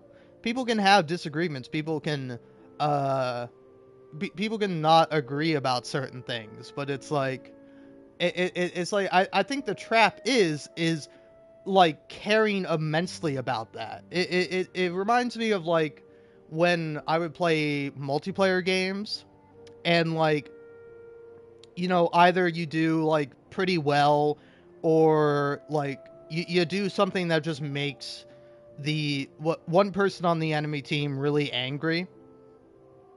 And like it's kind of funny because I've had like people message me like, oh hey, your team sucks and you only won because because I had one guy on my team leave and that's it. And like my response to that was like, hey, I'm sorry man, you know, like good game. I think you did a good job, you know, you were like a tough fight, but you know I won, and that's just how it is. You know, it's like, I'm sorry the matchmaking sucks. And then their response to that is like, yeah, man, you make a great point. I'm sorry too. I didn't mean to send you a hateful message. I just, you know, I'm angry about losing the game and the game not being very good. And it's like, hey man, I totally get it. And it's like, you can come out of that with like a nice kind of peaceful, like, I don't know, not cooperative, but like a consensus, you know, of like oh, I recognize you as a person, you recognize me as a person, have a good day, you know. And it's like that's the nice way to end like an internet argument. But then there are some people who won't like give you that ground. Like you will just kind of go back and forth, going tit for tat, just insulting each other. And the only way to win in that case is to stop engaging, you know. It's like I of course don't do this anymore because I don't play multiplayer games. But even if I do, like, I'm not gonna get into an internet argument with somebody. But it's like when people do go out of their way to be like, oh, and just like try to talk shit to you, the best way to deal with it, literally the best way, is be like, yeah, hey buddy, you suck, and I genuinely don't care what you think. Catch this block, and then you block them, and then you never think about them again. And congrats, you get to go back to living your life, doing what you want to do, and hopefully having a good time doing what you want to do. You know, it's like that. That's the way to win. You don't win when you try to like argue with a brick wall. You win when you go, why am I arguing with a brick wall? I could be doing anything else. And then you go do something else. So it's like, I don't know. In this case, in a way, I am arguing with a brick wall, but I'm not arguing with a brick wall, all right? I'm Martin Luthering this shit. Not Martin Luther King Jr., but the church guy or whatever, or the anti-church guy who like who like went around to a church. I don't know. I forget the full story of it. But like Martin Luther, the guy who uh like took his like criticisms of the church and then like just plastered it on the church doors and like hung it up all over. I was just like, here are my problems with the church. All right, that's what I'm doing. I'm taking my points and I'm just putting them up there. You can read with them, you can rip down the poster, you can do whatever you want, but those are my points. Those are my thoughts, you know? You can agree with them, you can disagree with them, you can do whatever you like with them, you know? That's the fun thing about being a person with free will, you know? Is that you can choose to do something and you can choose to not do something. It is ultimately your choice. And anyway, I think I'm gonna go blow my nose and then maybe grab some water to drink.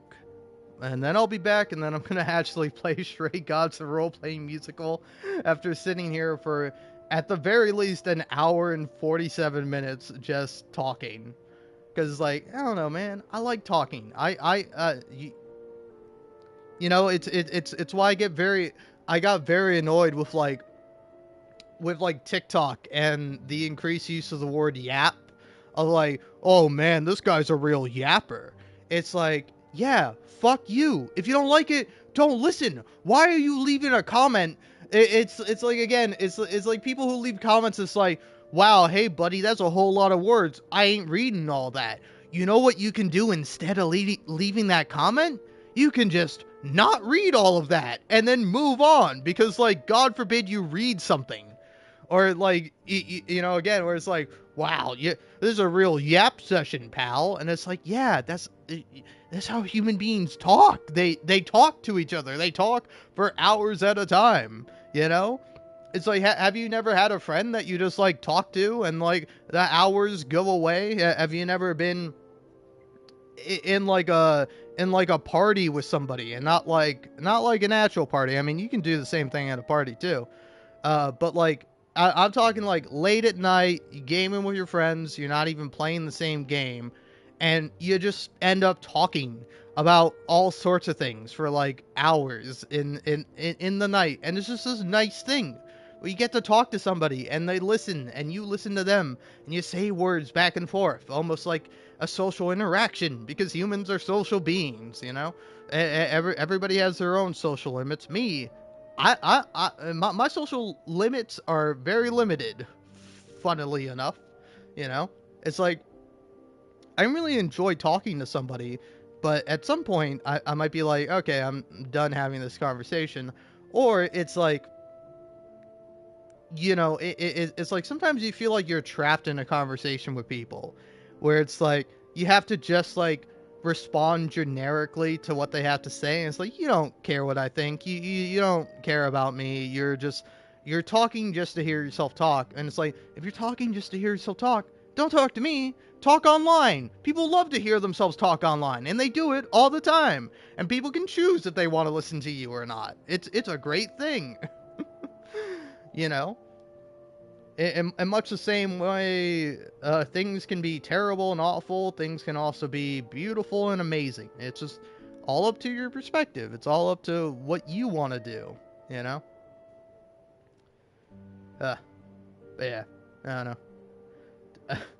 I don't know why, it doesn't matter, but I'm trying to go to like 1 hour and 50 minutes, because I feel like that's a decent time for me to leave. Probably be gone for like 5 minutes, and then I can come back and start playing the game.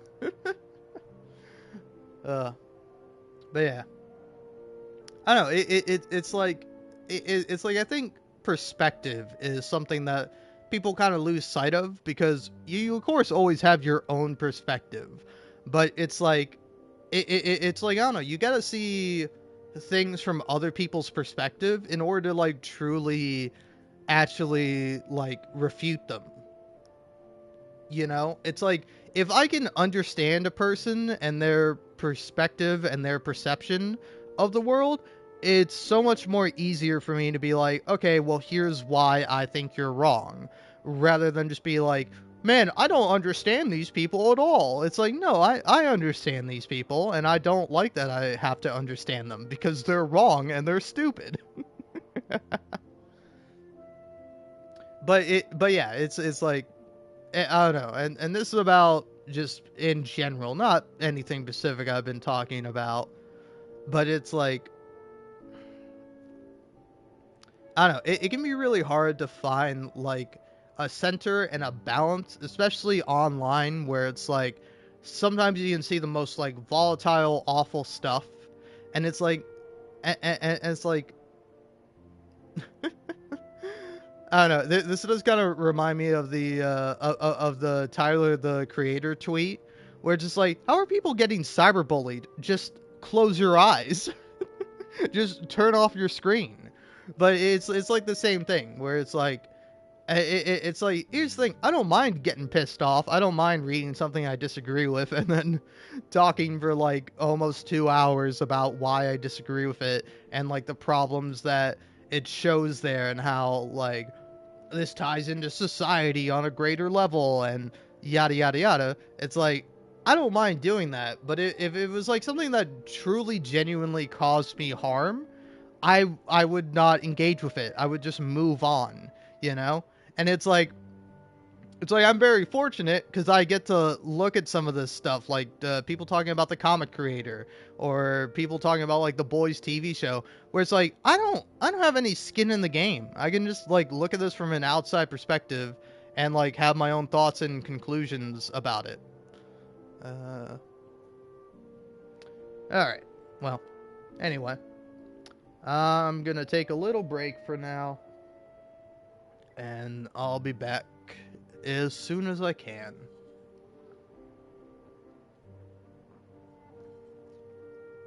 But yeah, just in case you've been listening to an insane man rant and ramble, then I really appreciate it, you know?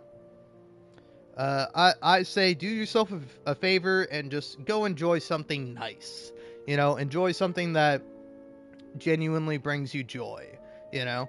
Like, off the top of the head for me, uh, several things I've been doing that I've been really enjoying is I've been rewatching Monster Factory, the series with Griffin McElroy and Justin McElroy, where it's just so good. I don't even want to explain it. Just look up Monster Factory and just watch every single episode. They're all great. And then the other thing I've been doing is I've been watching just like a ton of different videos about the TV show Severance, which is coming out with a second season at some point. Don't know when exactly, but I'm so stoked for the second season of Severance. Like, I don't know. Maybe it won't be as good as the first, but I'm hoping it will be, because like the first season of Severance is so good. I've just been watching like different like analyses of the show, analyses, and like theories, and like various people just kind of praising the show, or diving into like the characters and different theories, or like the creators of the show talking about it. It's really good. I don't know. So yeah, whatever you might enjoy, go watch and deal with that, rather than listening to people sometimes have good points online, sometimes have insane, crazy, just nonsensical points that only make sense to them and their brain and their world of, you know, of their fellow circle jerkers, you know?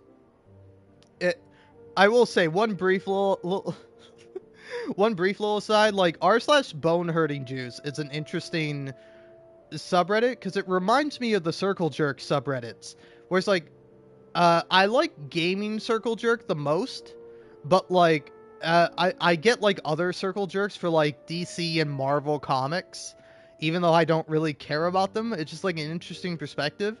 It's like gaming circle jerk. I think most of the time, like the majority of the people there are in on the joke and are actually trying to be funny. While it's like for the comic circle jerks, it's like, I think you guys just don't like these comics, and like that's fine, but it's like that shouldn't be what the point is. The point is to like try to make something funny, but instead of making something funny, you're just like talking about how you don't like this thing. And I mean, I don't know. There's a little bit of like balance that these posts have, but it's like it's like r/bone hurting juice is like where there's like a one rare beacon of a post where I'm like, oh my god, somebody on this subreddit is actually based. Like they're not just making the same joke again and again, just having like one character in a comic just say go fuck yourself in response to another character in a comic. You actually like sat down and you wrote words that were intended to be read by other people, and you actually make good points and you have something to say. That's astonishing. All right. Anyway, peace out for the minute.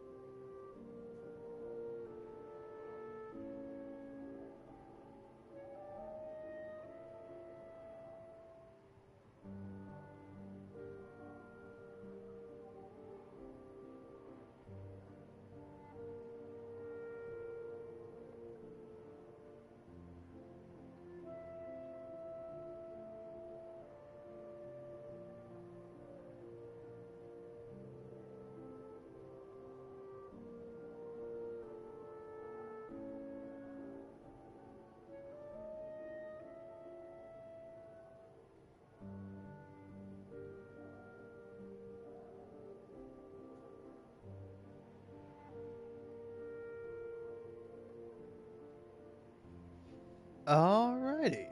I'm here. I'm finally ready to play some. I was about to say Life is Strange. No, the Stray Gods. Different game. Much better than Life is Strange, if you ask me. But yeah, let's just continue. I forget where I am, or what I'm doing, or anything. Oh, I'm talking to Pan? Or, no, I guess I was talking to Pan. Let's, I don't know. Can I talk to Apollo? Anything to even say?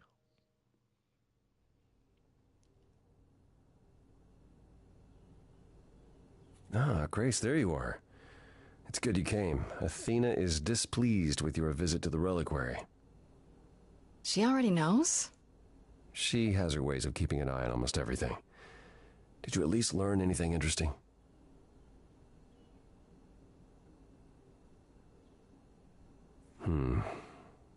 Well, if Hysterion is right, then Medusa was at the reliquary at the same time as Calliope. I take it you intend to seek out Medusa.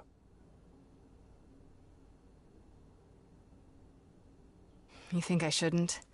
How else will I find out why she was there? I wouldn't suggest seeking her out, no. There must be other ways to ascertain how she's involved. I doubt anything I say could dissuade you, so if you do go, please be extra careful. I will. I promise. Anything else you'd like to discuss while you're here? No, that's okay. I'll see you later, Apollo.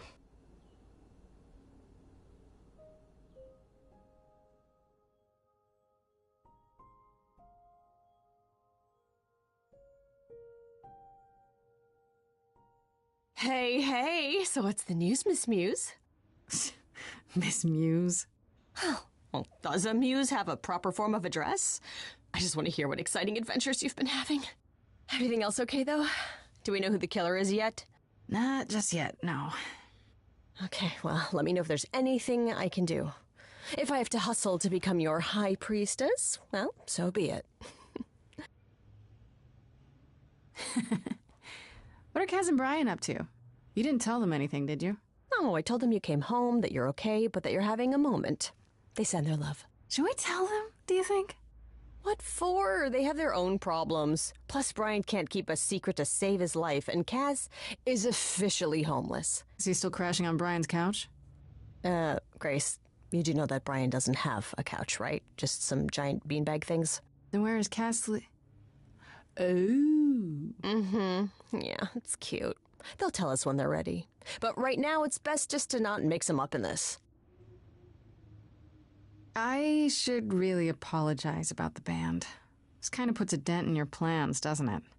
You're right, Grace. How dare you sabotage my dreams? I am so mad I could spit. You know what I mean. Nobody could have seen this coming, sure, but it's always been something with me. Well, as I see it, there are two ways this goes down. One, neither of us gets back to the band. It was just a thing we did for a while before I founded a cult in your name. Or two, we get back to it and the band now has the Muse as its lead singer. Edge of Elysium becomes the coolest and most appropriate band name ever. Ugh, I still really hate that name. Look, Grace, you can't be the source of all the drama and name the band, okay? That's the rule. You know what I find weird? That the idols have managed to remain completely secret all these years. Sure, they have magic and whatnot, but in all this time, nobody's found them out? Athena is that good? Who says nobody has found them out? The way I see it, it's like UFOs. Okay, I have to hear this. Okay, so you could have real evidence that UFOs exist and that governments have covered it up and people still wouldn't believe it. Why? Because they'd get laughed at if they admitted it. Imagine the headline, Greek gods exist and are living among us. What website would even run that? Weird conspiracy ones. Yeah, you're right. Exactly how much do you know about the Greek gods, Freddy? I know my Greek mythology, but what I've read clearly doesn't line up with who they are today. Or who they ever were, maybe. Still might be useful. There's gotta be some truth to those stories, right? Maybe. Who do you want to hear about? What about Apollo? Okay, so the prophecy stuff checks out. Apollo was god of the sun and light, but also kind of enlightenment in general. He's always talked about as this beautiful and cultured god involved with the arts and the muses, kind of a Renaissance man before the Renaissance. He's clearly had a rough time since those days. Well, he was also a giant horn dog, Grace. I can list off like a dozen men and women Apollo has had as lovers, and there's probably more. Weren't they all like that, though? I mean, Apollo's no Zeus. He never assaulted anyone as a swan. And no, they aren't all like that. Our sun god had a reputation. Tell me what you know about Persephone. Honestly, she's the least like her stories. Usually, she's either a victim or just the wife of Hades, or both. And that's it? She was kidnapped by Hades, end of story? Pretty much. Her mother was so angry she created winter. But otherwise, Persephone was just your average sweet and virginal fertility goddess. You're right, that doesn't sound like her at all. Must be hard to be defined by this one thing that happened to you thousands of years ago. I'd be pissed if everyone thought my story ended there. Well, she is pretty pissed. That much is true. You said Pan was some kind of lust god, right? Yeah, kind of. Pan's a god of the wild, and I guess that translates into a sort of lustfulness and earthiness, humping nymphs in the forest sort of thing. And you don't like him? Honestly, he's exactly what I'd expect him to be. All the stories say he's a lech and a beast. The Christians equated him with the devil. Weirdly, he's also the only god who's supposed to have died, though it's never really clear how or why. Anyhow, there's a great statue depicting Pan having sex with a goat. Next time you see him, you gotta ask him about it. Do you know anything about the Muses? Or Calliope in particular? Yeah, for starters, there were supposed to be 9, though I guess there are some sources that said there were only 4, maybe 3. Each of the muses had her specialty. Did you know that Calliope is supposed to be the muse of epic poetry? She inspired the Odyssey. Wow, I don't even like poetry. Yeah, it was said her singing voice was unmatched. So they got that part right, at least. Did she also lead the ancient Greeks in giant choreographed dance numbers? No, but she once turned a bunch of snobby princesses into magpies, so there's that. What about Athena? Is she really supposed to be the goddess of wisdom? Sure, but mostly that's meant as tactical knowledge. Athena wasn't all sweetness and light. She was a warrior goddess. She was also the goddess of heroes. There are loads of stories where Athena helps guys like Odysseus or Jason or Perseus. No female heroes back in those days? Yeah, guess not. Women were the weaker sex, which maybe is why Athena was portrayed as being vindictive. She cursed Medusa, one of her own priestesses. She turned people into spiders, struck them blind, started the Trojan War. It's the whole thing. Not being as wise as advertised is on brand for her, then. Just how many of these gods are there? From what I've heard, lots of idols live around here. Well, there are tons of minor gods in Greek mythology, hundreds even, depending on how you define them. Oddly, there's never any mention of the word idols in relation to them. Maybe it's like how people worshipped idols? I sort of assumed it was related to the eidolon. Which is a Greek word, but I think it means ghost. An image of someone after they die. Makes sense. Me? I'm more amazed at all the big names missing. Not just Zeus and Hades, most of the Olympians seem to be gone. Makes you think about what's been lost, but also what might still be out there. You think there might be other gods out there? Well, there are all those gods the idols say wandered off. We don't know they're dead for sure, right? They could be living it up in Australia. Who would know? Then there are all the other mythologies, hundreds of cultures, each with their own pantheon. So what's so special about the Greeks? That only their gods are real, right? All those other pantheons could be living in secrecy, just like the idols. And that means they're hidden from each other, too. Oh, they could be everywhere, and no one would know. It's like a whole other secret side to the world. Yeah, that's cool, right? I hope I get to meet Ganesha one day. Or maybe Lakshmi? I wonder how much of those stories are true. Yeah, it's hard to say. I'm giving you the quick version.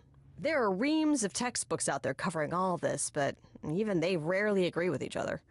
Really? Nothing definitive?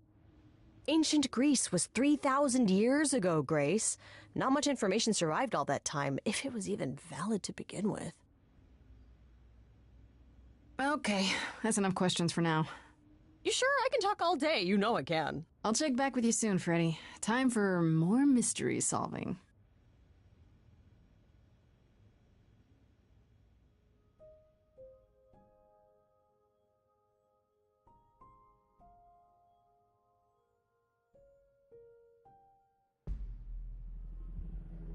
This must be the Viper's Nest. Scariest part of town, no sign. Just that one dude glaring at everyone. Well, I'm here now. Just another day in the life of an idol. Oh, there you are. Man, this place is the worst. I think someone peed on me. Freddy? What are you doing here? What, you thought I wouldn't notice you skulking off?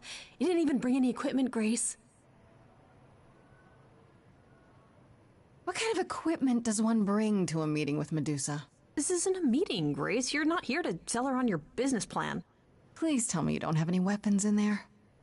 I certainly hope one of you brought more than sheer ignorance. Oh, it's you. It is me. How exciting, no? Pan, what are you doing here? I'm the one who told you about this place. You didn't expect my curiosity to get the better of me?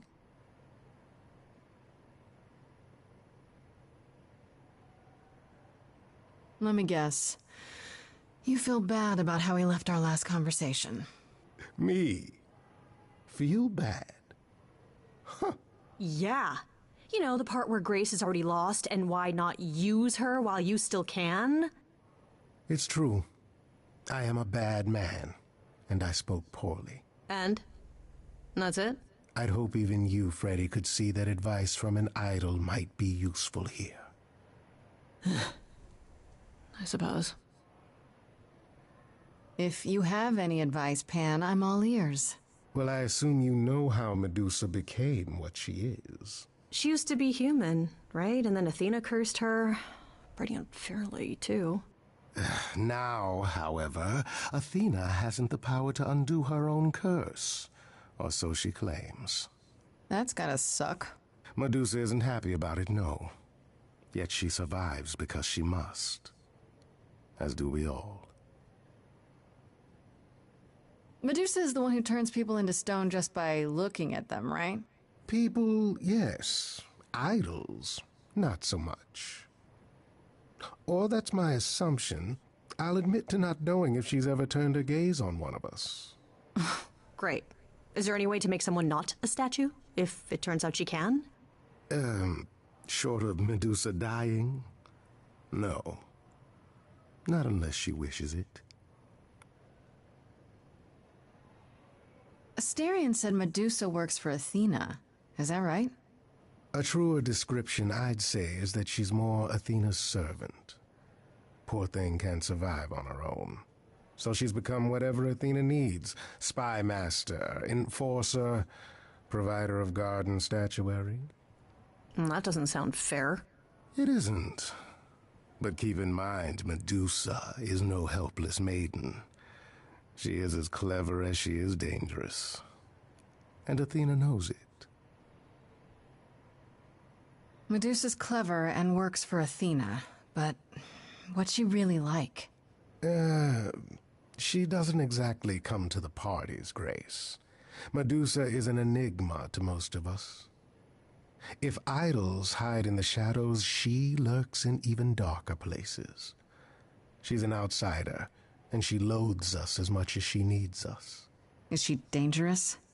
Let's just say we're all rather relieved she stays away. Okay, enough talking. Time to do this. See, that's the spirit. Now there's simply the matter of getting you in before she's aware you're here. You're gonna help her do that? Why not? You're more apt to become a statue than to be any true help, my dear. Knock it off, both of you. I have a plan for getting inside. A word of advice before we proceed. Once you find Medusa, make the number a knockout.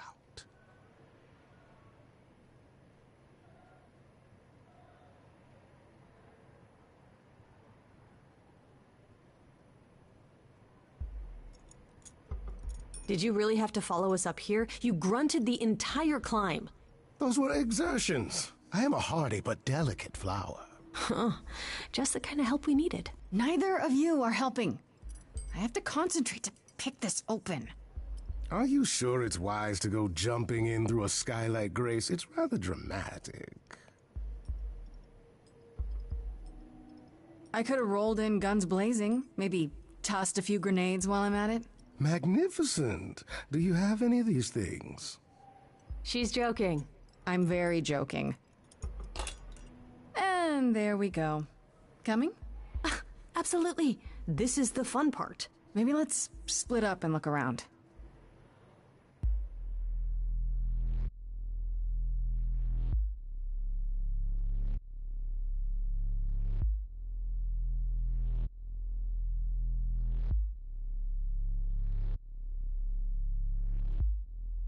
What a long day,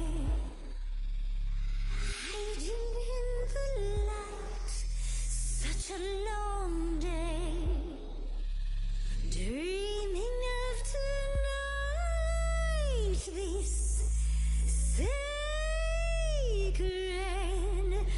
bite. Hello, who's that there? You've messed up my flow. Just get your drink, girl, and take your seat. Oh, it's the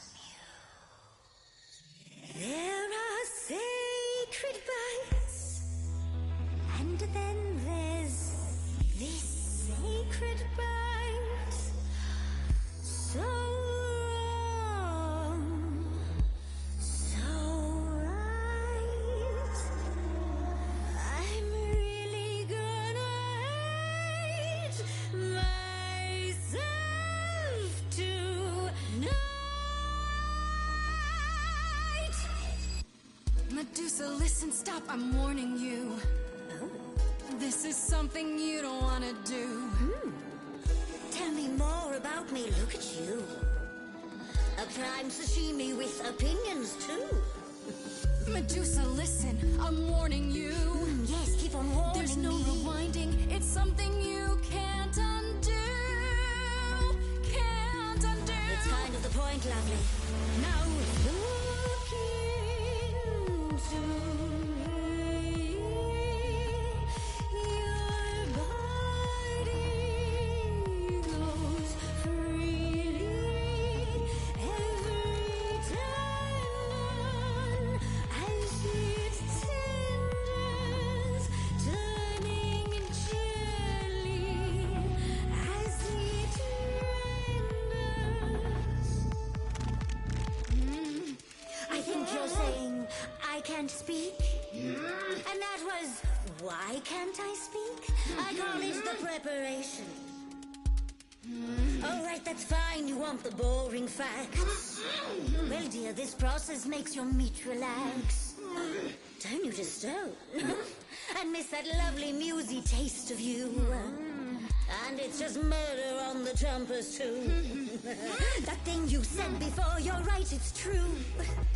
Feels extra special doing something you can't undo. Look into me. Oh, she's looking away. Hey, I'm just a temporary muse. Wait, a temporary muse. I'm not worth the price. It's not something you can choose. Not some exotic slide. I'm afraid only idols can look away from me. Nice try.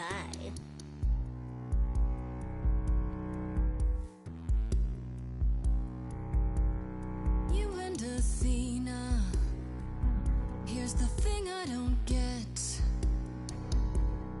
Are you her spy, some sort of PI, or more like her pet?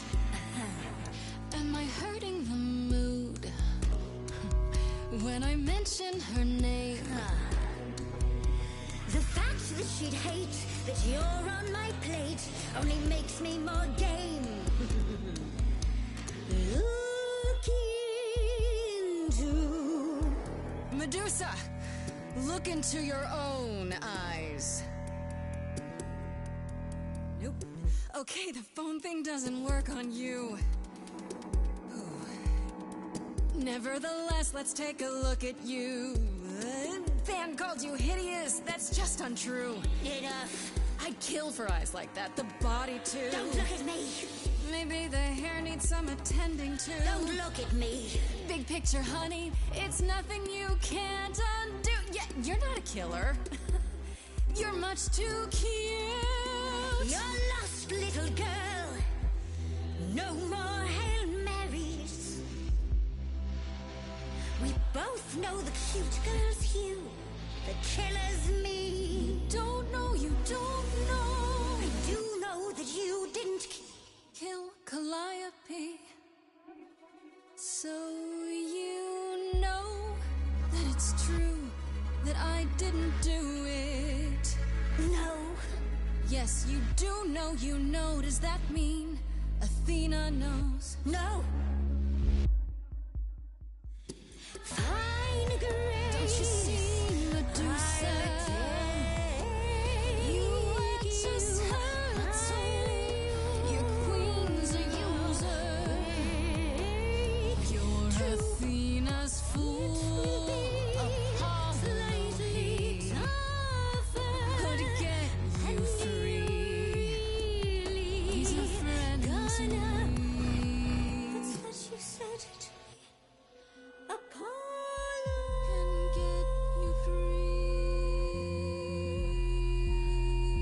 Can get you Medusa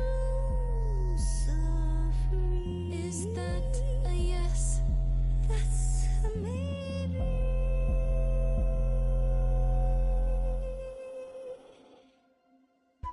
Maybe what? They must be hypnotized by your amazing butchness. Must be, I guess. Are they serious? That depends. What do you think, Medusa? Will you help me out? Oh, fine. Fine.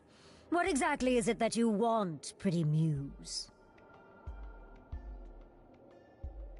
You were at the reliquary the night Calliope was murdered. I want to know why.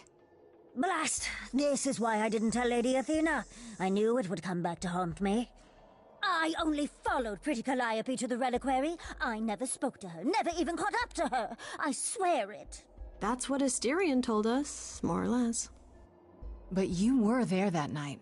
Yes, yes, I admit it. Ugh, Lady Athena will have my head. She'll mount it on a pike. Whatever you might think of me, I had no part in the Muse's death. I did not even know she'd been attacked until I saw her fleeing. You haven't told Athena any of this? You agreed to help, remember? I told her Calliope was at the reliquary that night. I did not tell her I was also there. Why not? Wouldn't Athena find out from Hecate anyway? I was not thinking clearly. I panicked. Lady Athena barely tolerates my presence as it is. If she thought I was involved in any way, if she even suspected... You followed Calliope to the reliquary. Why were you shadowing her at all? I am Lady Athena's spy master, yes. Calliope has been trouble from time to time. So you were spying on her.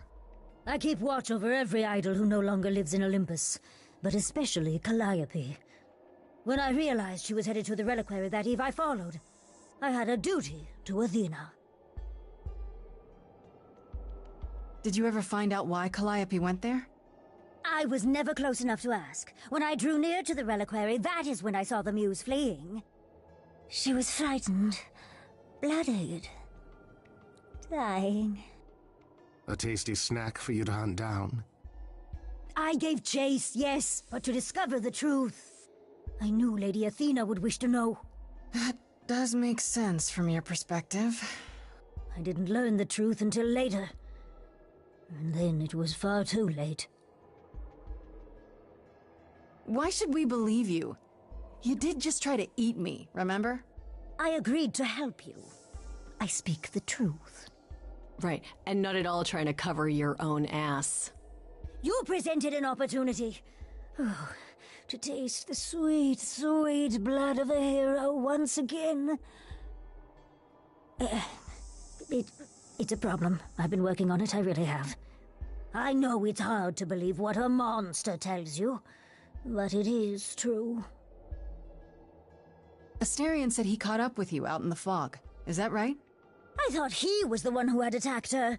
He is a great beast of a creature. Oh, that seems rather unlikely. The bull's as gentle as a lamb. Yeah, pretty much that. Yes, I only realized my mistake once I caught up to him, and by then the muse was gone. And you never found her afterwards? I thought she might flee to her pretty home, or to the sharp and prickly Persephone. She did neither. Yeah, she came to see me. Okay, let's say we believe you. For the moment. I've told you everything I know. We have a bargain. You said my curse might be lifted. I'll ask Apollo. That's all I can do. Whatever you do, pretty muse, I beg you. Do not tell Athena of my indiscretion. Show mercy.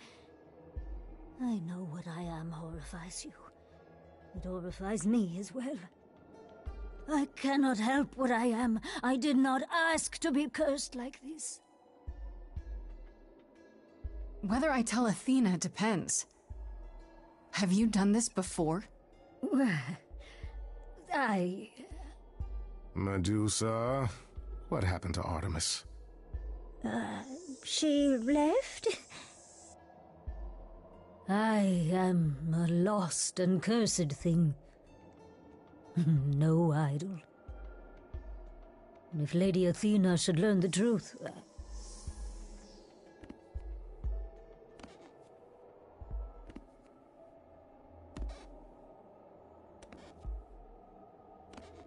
I hope you find what you seek, pretty muse. And that we meet again someday. And sing a different song.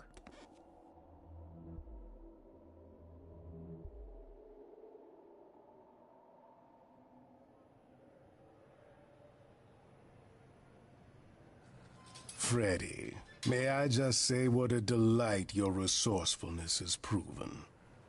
And you're not completely awful, I guess.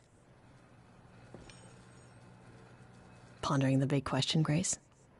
Do we actually believe her? Seems a little obvious, doesn't it? If Medusa wanted to eat Calliope, why didn't she? Well, you got away. Maybe Calliope did too. So Medusa stabbed her? And then ran off hoping Athena wouldn't find out? Now, Medusa's fear was real. She just doesn't want to be blamed.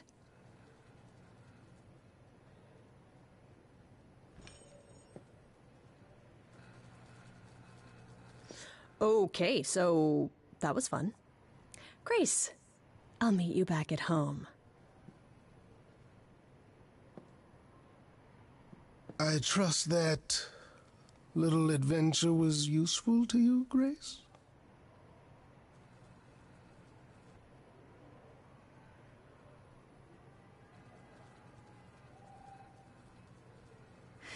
We'll see. Thanks for coming. Anything I can do to help? Well then, you have a pressing matter of investigation, and I will leave you to it.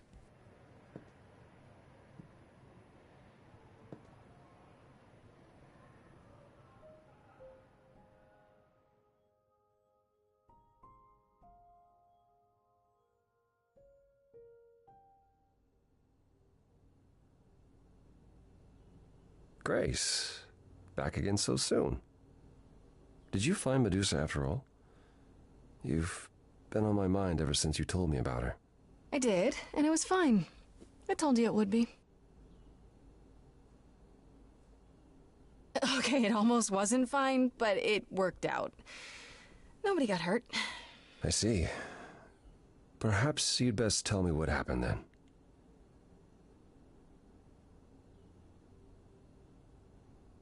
That sounds like quite the harrowing experience.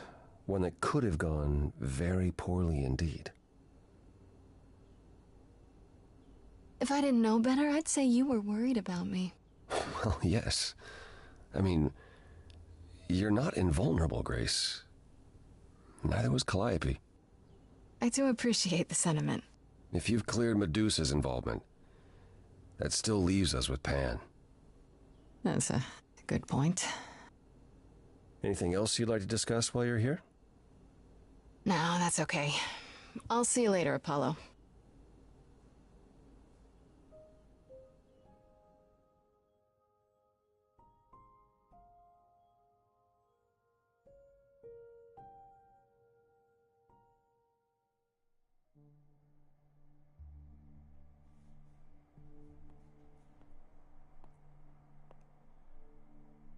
Fancy party? Check. Bunch of strangers? Check. Grace totally not dressed for the occasion? Check. Now, if only I knew what I was supposed to be doing here. Grace, you made it. I'm so glad. I was beginning to wonder. You didn't say this was a fancy party. I feel a little underdressed. Grace, look at me. I didn't even button up my shirt. It's fine. Why is everyone so quiet? You'd think someone died. I should have told you about this earlier. I've been putting it off. You're cute when you're all angsty. You get this little crinkle in your forehead. You might not think I'm so cute after I explain. You don't have any of Calliope's memories, right? No déjà vu recollections that aren't your own? No. Should I have? Not right away. For a while, you won't remember anything. We call it the veil. In time, the veil will start to lift, slowly at first, but eventually you'll remember almost everything Calliope did. That's gotta be a lot of memories. She was, what, 1,000 years old? More than that. Much more. Then what happens to me in my piddly 20-something years? It can't be good. Eventually, it's like a flood. It becomes difficult to separate what's you and what's them, and all who came before them.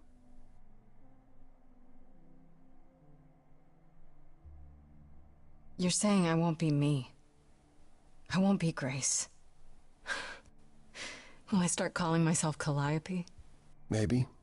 Eventually, most of us do, but most of us were chosen and prepared. And I didn't choose this. I understand. Take some time to let it sink in. If you like, we can talk about it later.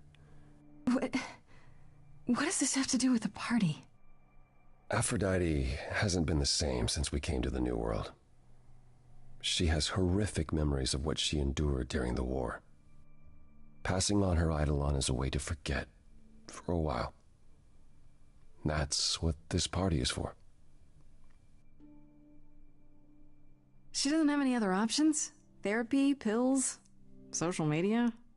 If you think she hasn't tried all those things, perhaps you could ask her about them. It just seems extreme, doesn't it? Yes. Yes, it is. It is, however, an extreme situation.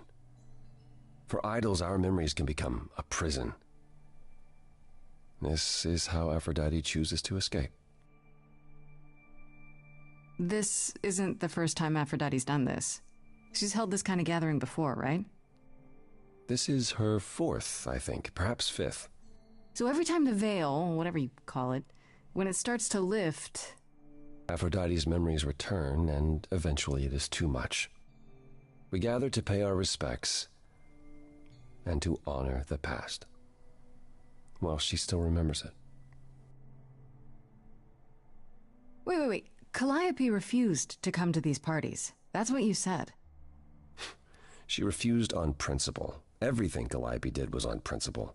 She believed Aphrodite was indulging her sadness, wallowing in it. She thought Aphrodite should try harder. It was a point of contention between them. Aphrodite will be grateful you're here. Trust me. Do you support what Aphrodite is doing here? It's not my choice to make, Grace. Yeah, but you must have an opinion. Eventually you will remember what we experienced during the war, and eventually you will remember that what Aphrodite experienced was far worse. If this is the mercy she requires, I will not tell her she should not take it. I don't know, Apollo. I don't like the whole idea. You want her help, don't you? Yes, but... At least speak with Aphrodite before you make a final decision. She's not here just yet. Until she arrives, I suggest mingling. Mingling? Yeah, mingling. Talk to Eros. Or we can talk more if you like. Just try to relax, Grace. Sure, yeah. Relax. That's what this party is for, right?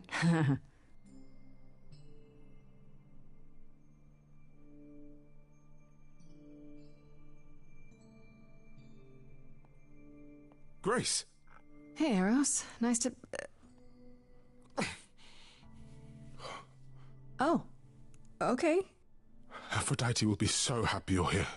It means so much, you have no idea.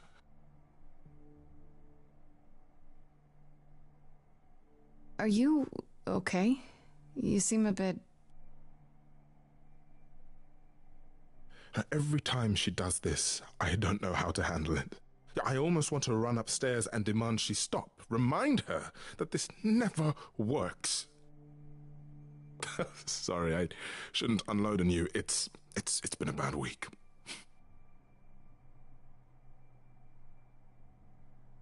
I have to be honest, Eros. I'm not a fan of what's supposed to happen here. I know exactly what you mean. Every time, Aphrodite forgets. At least for a while. But I don't. I remember everything. I'm there for the nightmares, the panic attacks, the days she doesn't even remember the war's over. And now I'm arranging her gathering again, so she can die again. And I'll watch it all again. Is it okay if I ask what happened?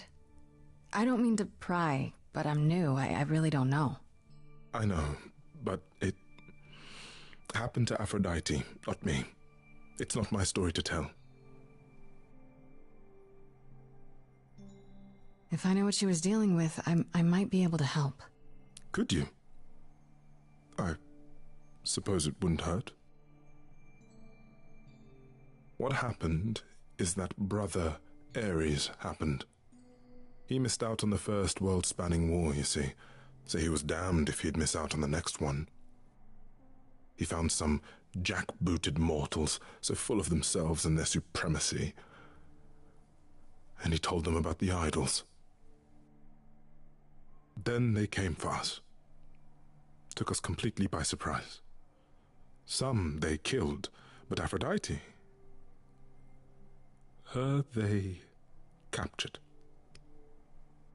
Oh. Yeah. Oh.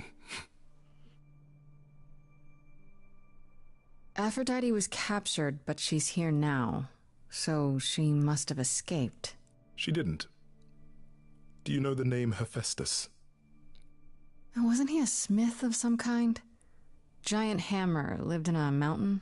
Some of that is mortal fancy, but yes. He was Aphrodite's husband, and he adored her beyond reason. When he found out the mortals were torturing her, he went mad. He was determined to save her. Wait, they tortured her? Nothing extreme, I'm told.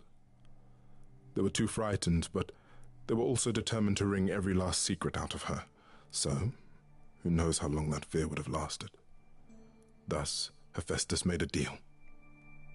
With the, jackbooted guys. No, with their enemies. That's what saved her.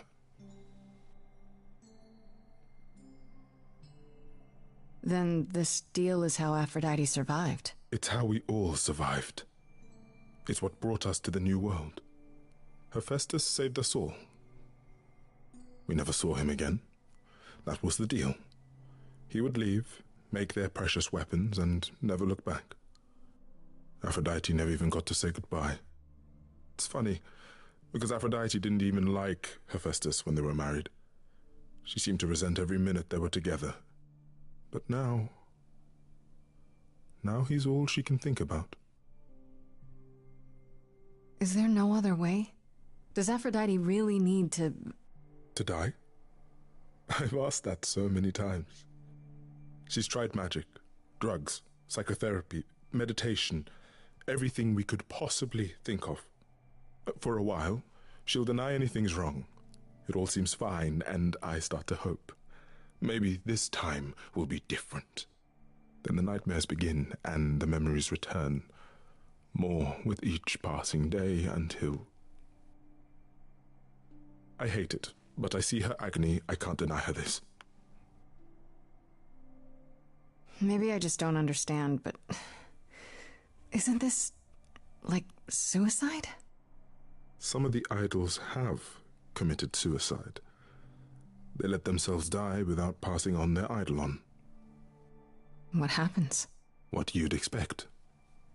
They're gone. Forever.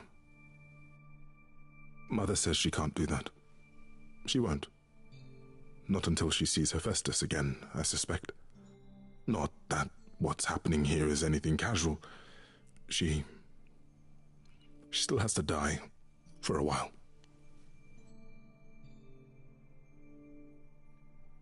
Maybe I shouldn't ask, but is there any way to change Aphrodite's mind? You say that as if I haven't tried. If only...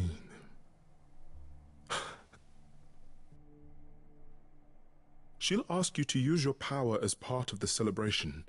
Could you use it to inspire her? I can't force anyone to do anything they don't want to, Eros. That's not what I'm asking. I believe that deep down, she doesn't want to do this any longer. She must see it isn't working. She just needs the strength to try. Or I hope that's all she needs. I'll try, if you think it'll do some good. I don't know if it will. I just find it hard to believe it could get any worse. Famous last words. Tell me about it. Do whatever you think is right, Grace. And thank you.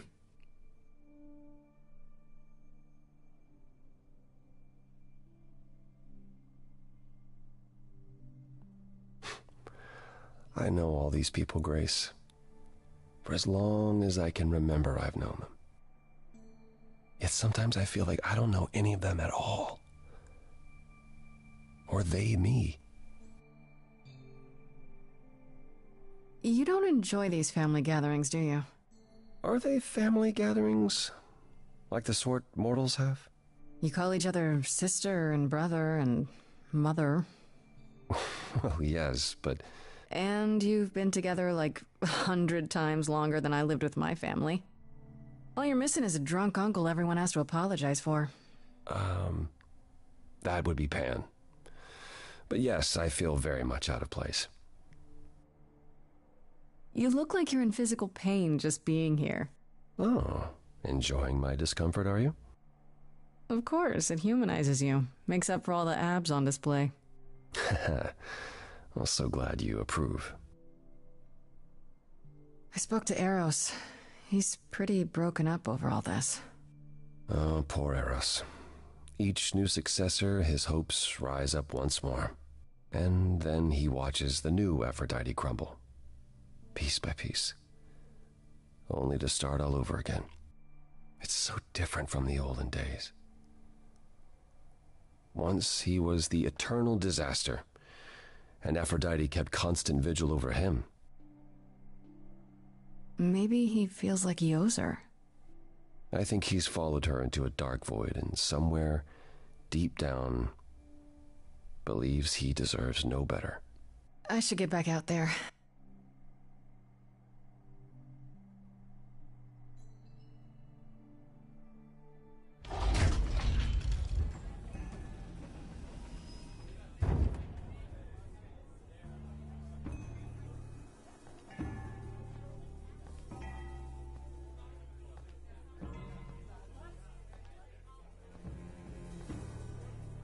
My family. Having you all here, gathered once again to see me off, it moves me. More than I can say.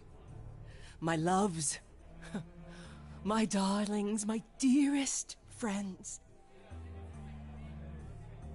And you. Oh, my dear sweet thing. I dare not hope that you, with all your troubles, might sing me to my sleep. Yet here you are. Yet here she is. Huh. All you needed to do was ask. I meant no slight, dear one. I only wanted to relieve you of the burden of expectation, considering the task you've been given. But you're here now. Oh, it's so sad what happened to Calliope. Please say you'll forgive my oversight. Is this Grace, my lady? The new muse? Oh, what manners I have. Grace, Grace, meet the lovely mortal woman who shall tonight become the new me. Hi, my name's Venus, and yes, it really is Venus. Nice to meet you, Grace. Yeah, hi. Nice to meet you. We'll both be new at this, huh? Maybe we could get together and compare notes if you, Survived my trial? Yeah, Lady Aphrodite told me. I shouldn't have brought that up. I'm sorry. There will be so much time for you lovelies to speak later. Now, we must prepare for my departure.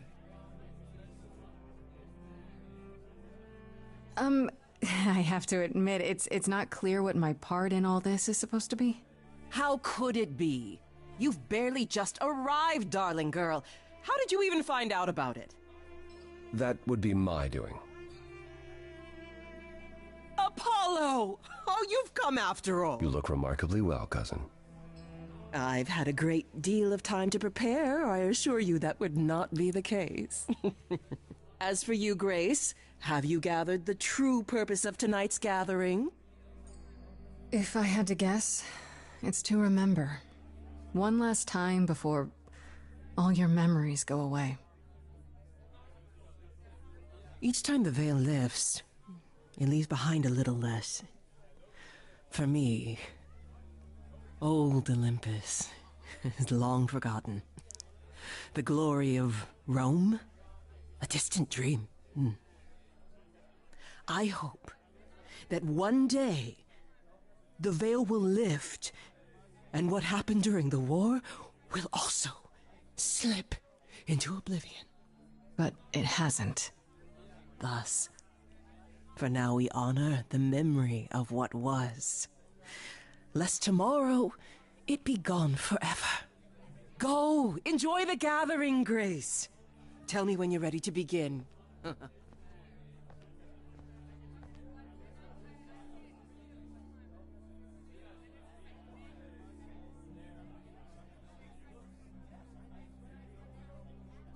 I want to apologize again, Grace. I really messed up. It looks like I'll be doing that a lot. Lady Aphrodite said I'm ready, but I don't know. Having second thoughts? If so, now's probably the time to mention it. I would never do that to Lady Aphrodite. I'm just nervous. That's understandable. If I can ask, what does it feel like after it happens? Do you feel different? I was so scared at the time, I didn't know what to think. I had no idea who Calliope really was. You didn't remember anything? About her? Who she was? She was just gone? Yeah. Isn't that the point of all this? I just wanted to be sure. sometimes it doesn't seem like it could be real. How do you know Aphrodite exactly? So I was working at this homeless shelter, right? A couple of years ago, and she came in with one of the older residents. And she was there in this, like, amazing dress. And she's sitting with this guy and really listening to him. Like, they were old friends or something. I just thought, what is someone like her doing in a place like this? So, I just went over and introduced myself. That's it? Just like that? Yeah. She came back to the shelter a few times, but by then, I guess she'd taken an interest in me instead. Are you really okay with all this? You know what's gonna happen, right? I saw a lot of people in crisis at the shelter. I knew something was wrong with Lady Aphrodite. She's in so much pain, Grace. She won't let you see how much. Errol's called me one night desperate. She wouldn't stop screaming. She didn't know where she was. She's a good person, Grace. A good soul. She deserves mercy. But don't you feel this is wrong? I mean, you're ending your life. It's like some kind of murder-suicide pact. I don't think of it like that. Lady Aphrodite is not committing suicide, and I'm not being murdered. Aren't you? Your life is ending. It's being taken over, swallowed up by Aphrodite's grief. I'm becoming part of something bigger. Something amazing. Or maybe you're right. It'll be terrible, and I'll end up in so much pain I'll regret it. So why go through with it? Because Lady Aphrodite needs me. Maybe, just maybe, if I'm added into the mix of all the people she's been, maybe things will be different.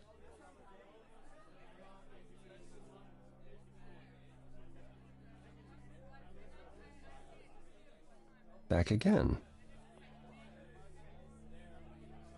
I don't think I'll have a chance to talk to Aphrodite.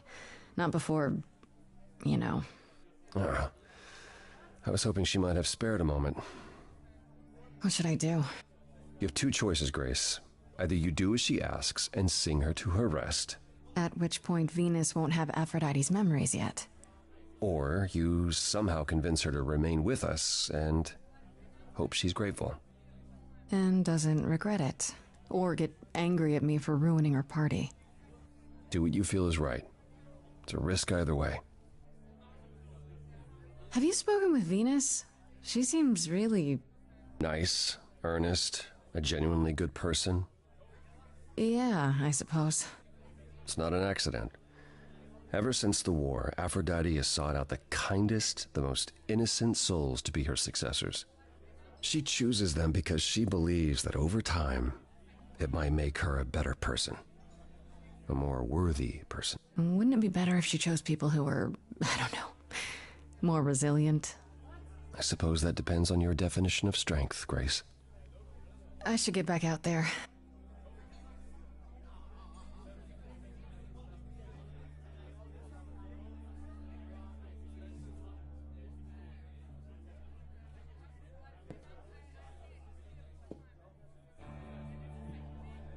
I have tried so hard, fought for so long, but in the end, I must bid you all farewell once again.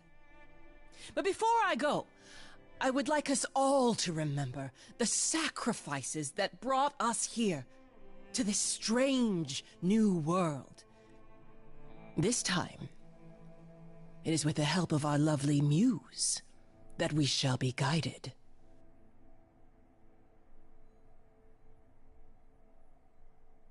We let them rise. We let it happen. We waited far too long. We thought we shouldn't intervene.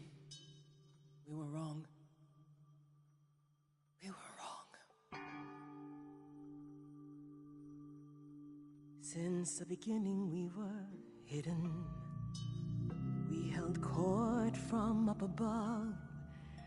'Twas the golden age of reason, and I the queen of love. But a plague of hate was spreading, and there were vultures standing by. Before we fell to our knees begging, we fell from the sky. We let them rise, we let it happen. We waited far too long. We thought we shouldn't intervene. We were wrong. We were wrong. We had revelry and rebirth, a family all together, till 13 million marching men cut us down forever. But Brother Ares made it happen, joined their war without dispute. Now the once mighty immortals are just mud under a boot. We let them take our loved ones, it's what they wanted all along. We thought they were beneath us, we were wrong, we were wrong. I can feel we have the vigor of an idol coming in. Be wary as they find you to entail you limb from limb, charge you and spit at you, parade you in a square. I thought my life was over, and a God answered my prayer.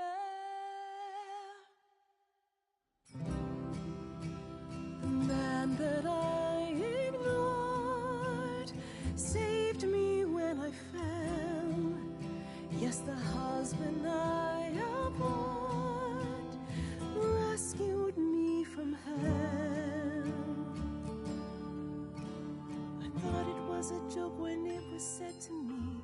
He struck a deal with our enemy's enemy, made a secret weapon so my captors let me go.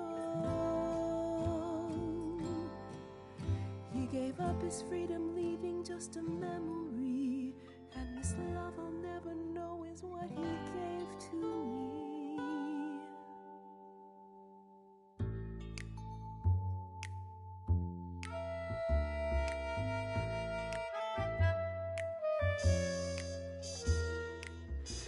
I can see everything, it's interesting why you feel so blue. Because of the horror show from long ago, there ain't no getting through. A husband who sacrificed and paid the price for you to be free. Wherever he is right now, you'd think somehow that... Excuse me. Sorry, I'm on a roll.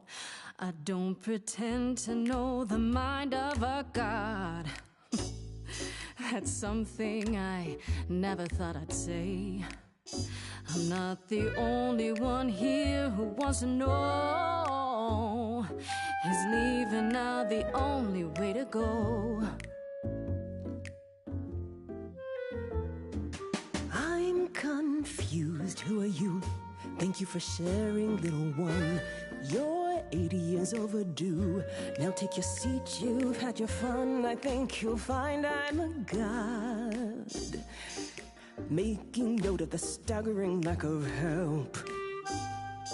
And so no matter what you think you know, this ceremony is the only way to go.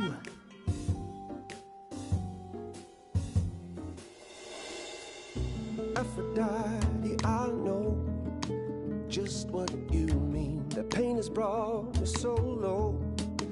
There's no end in sight. How do we find?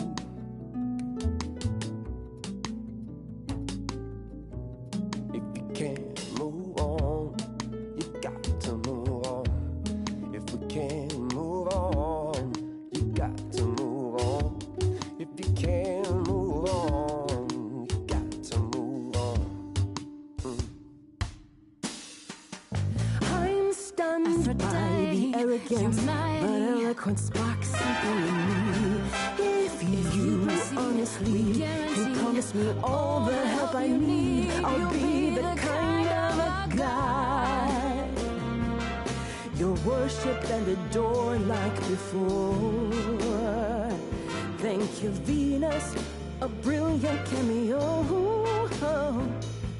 And together we will face it, 'cause forgetting won't erase it. Moving on's the only way to go. The only way to go.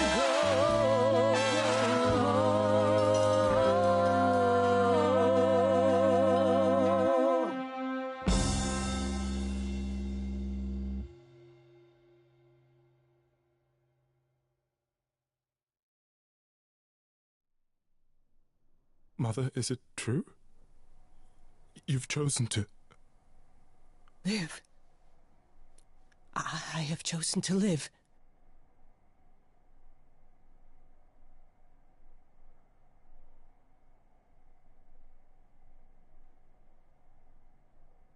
I'm so sorry, Venus.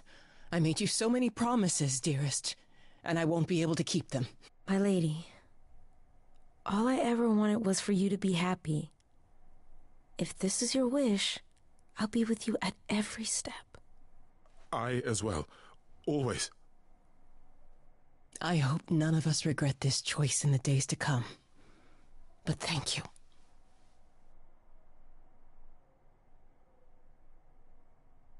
It has to be better than doing the same thing over and over. Does it? It could also be far worse. Don't talk like that, Mother. We can fight this. I'm so very tired, my loves, but I will. I'll try. Now then, Grace. Apollo tells me you needed my help. No doubt regarding Calliope's death. Have you any suspicions as to who might be responsible? Not exactly, but it has to be an idol. One with influence. Oh? What makes you think that?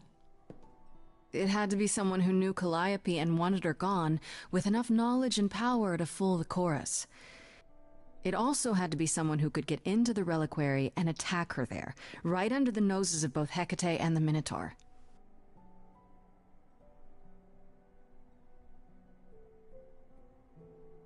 Calliope came to see us that night. She was agitated, frightened even, but she wouldn't explain why. She said she had a plan. That must have been the reliquary.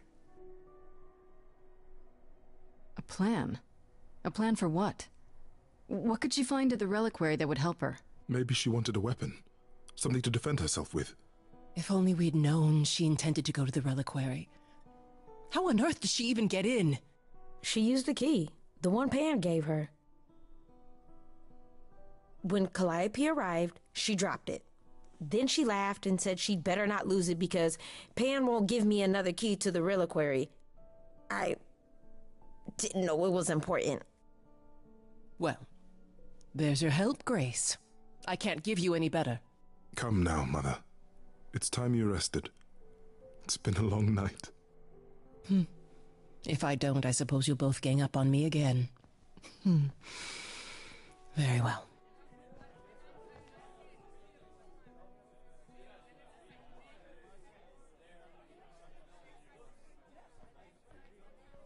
So, did they have anything helpful? I gave him every opportunity to tell me. He said he didn't know what happened to Calliope.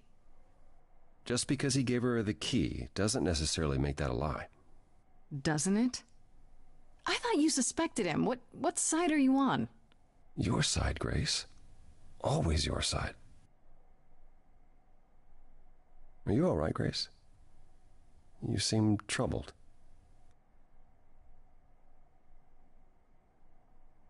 I'm worried. I don't feel like I'm any closer to the truth. Aren't you? Even after learning about Pan? I can't help feeling I'm on the wrong track somehow. Maybe it's just nerves.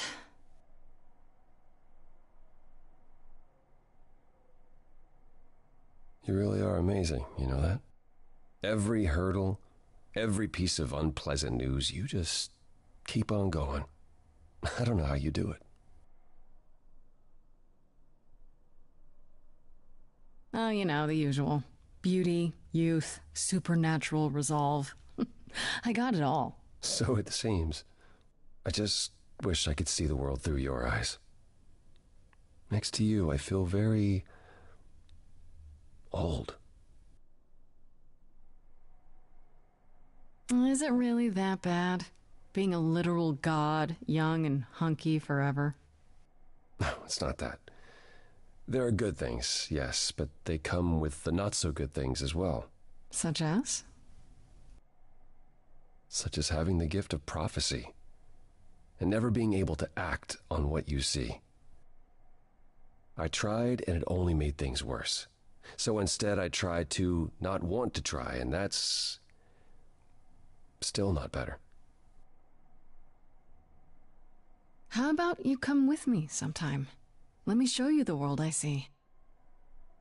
A tempting offer. Sounds kind of corny, huh? It really doesn't. I would love that. Can we go now? Hey, I'm game if you are.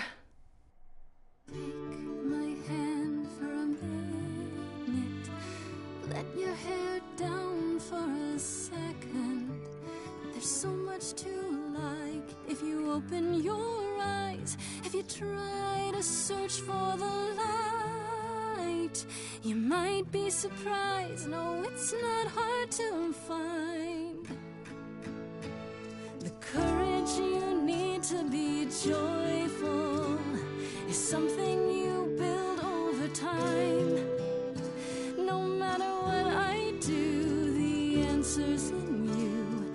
That I will be here for the ride. Yes, I will be here for the ride. I'll take your hand for a minute. Oh, it's more than I feel I deserve. It could grow on me, this world that you see. Yet I've been alive for too long. 1,000 years of learning about what could go wrong. I'm tired of being wrong. If it all went wrong, and it could go wrong, still better to lose than to never open up. That's the one thing I wanna get across. The courage you need to be joyful. I appreciate the campaign. Something I'll come help you find. If I ever let her know. No matter what I do, the answer's in you. The answer's in courage you need to be joyful. It's something you build over time. No matter what I do, the answer's in you. I will be here for the ride. Yes, I will be here for the ride.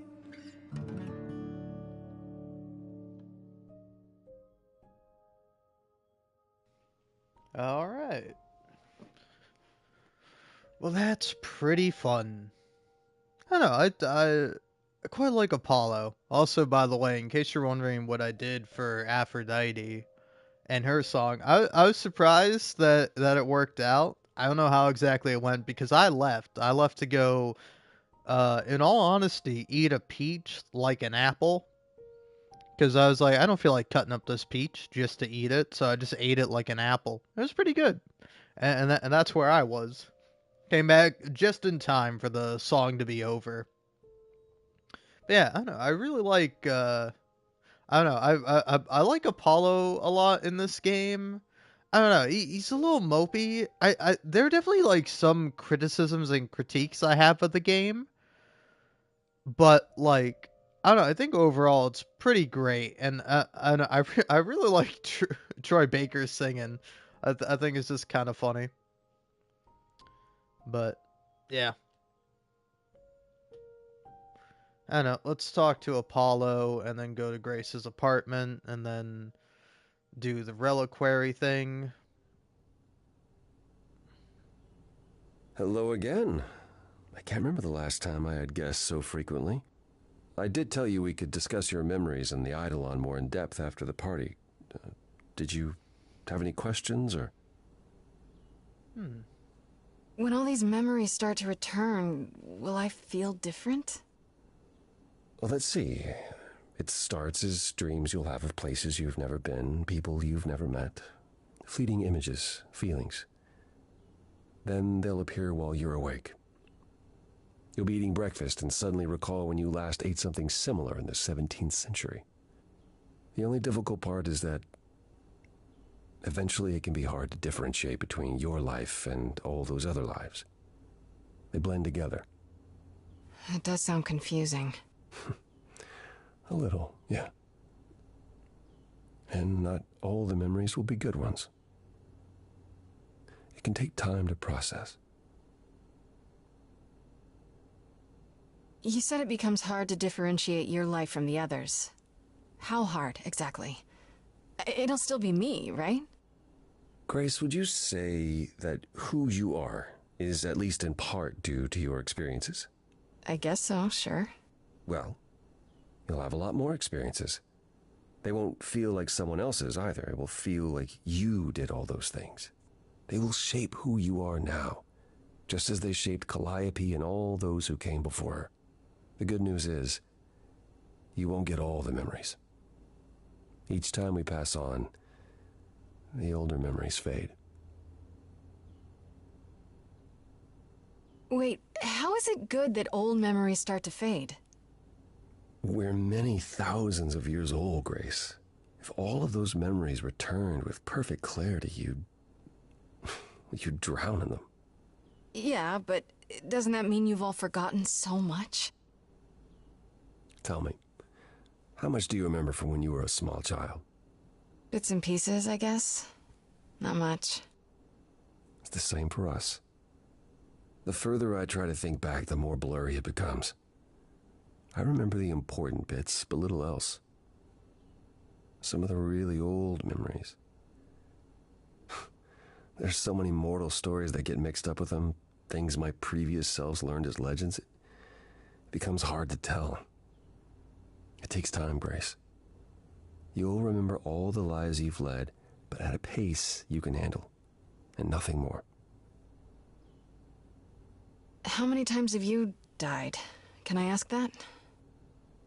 Well, we call it passing on, meeting the Eidolon, and it's fine. I've passed on 12 times that I can recall. So your name isn't really Apollo? Most recently it was Lucas. Everyone Lucas ever knew is gone, however, so these days I prefer Apollo again. Lucas? Seems weird to think of you as a Lucas. It was weird for him, too. Much like yourself, Lucas becoming Apollo was somewhat of a surprise. Sounds like there's a story there. Tell me about this Lucas. How did he become you? Or is it how you became Apollo? Apollo had taken to surfing. He left the city without permission and roamed the coast looking for...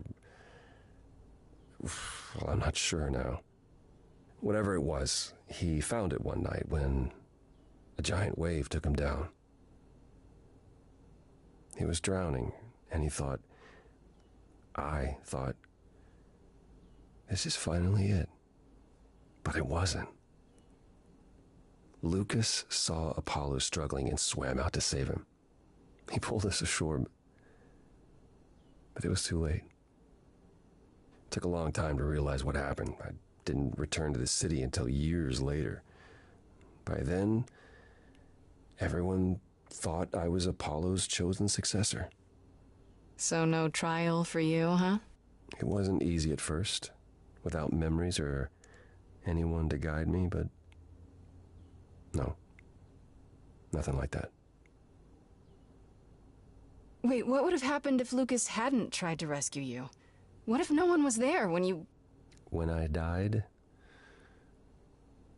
then the Eidolon of Apollo's line would have ended forever, I think. You think? There have been stories about Eidolons that survive for a time and go wandering. That's probably all they are, though. Stories.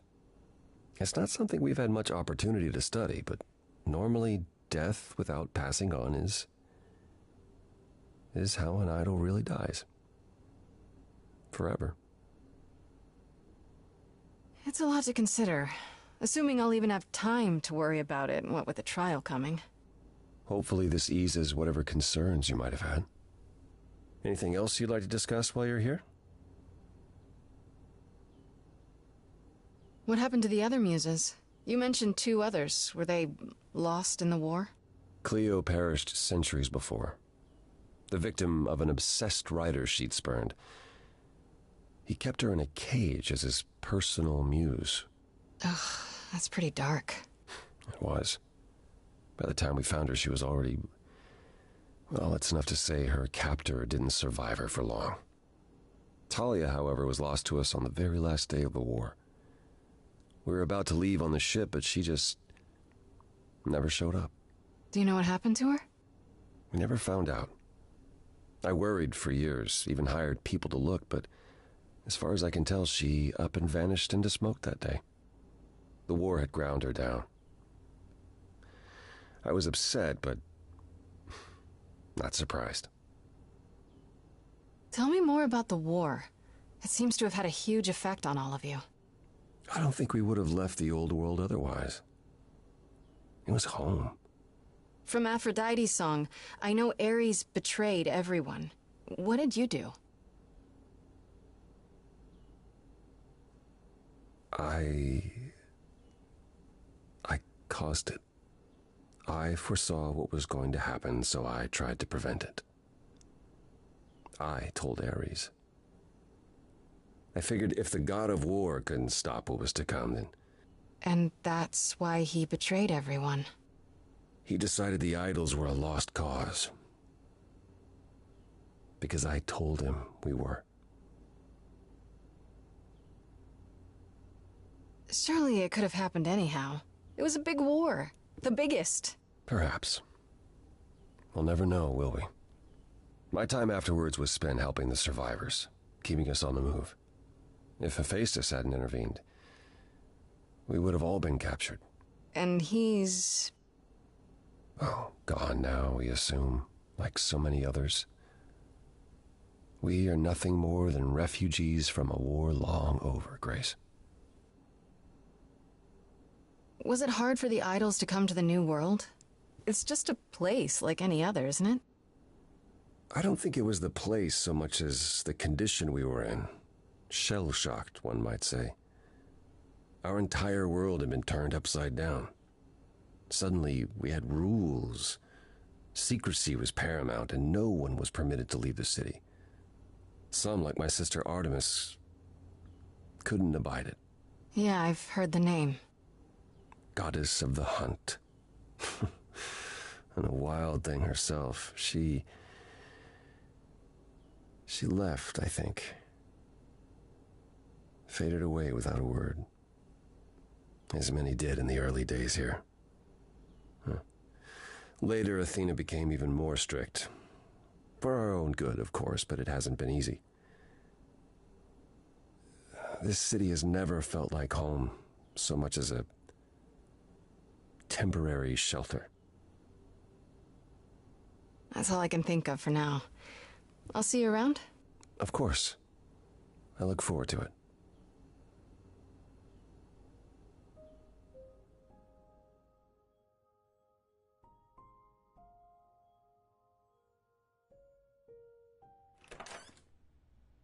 Oh, hi, Grace.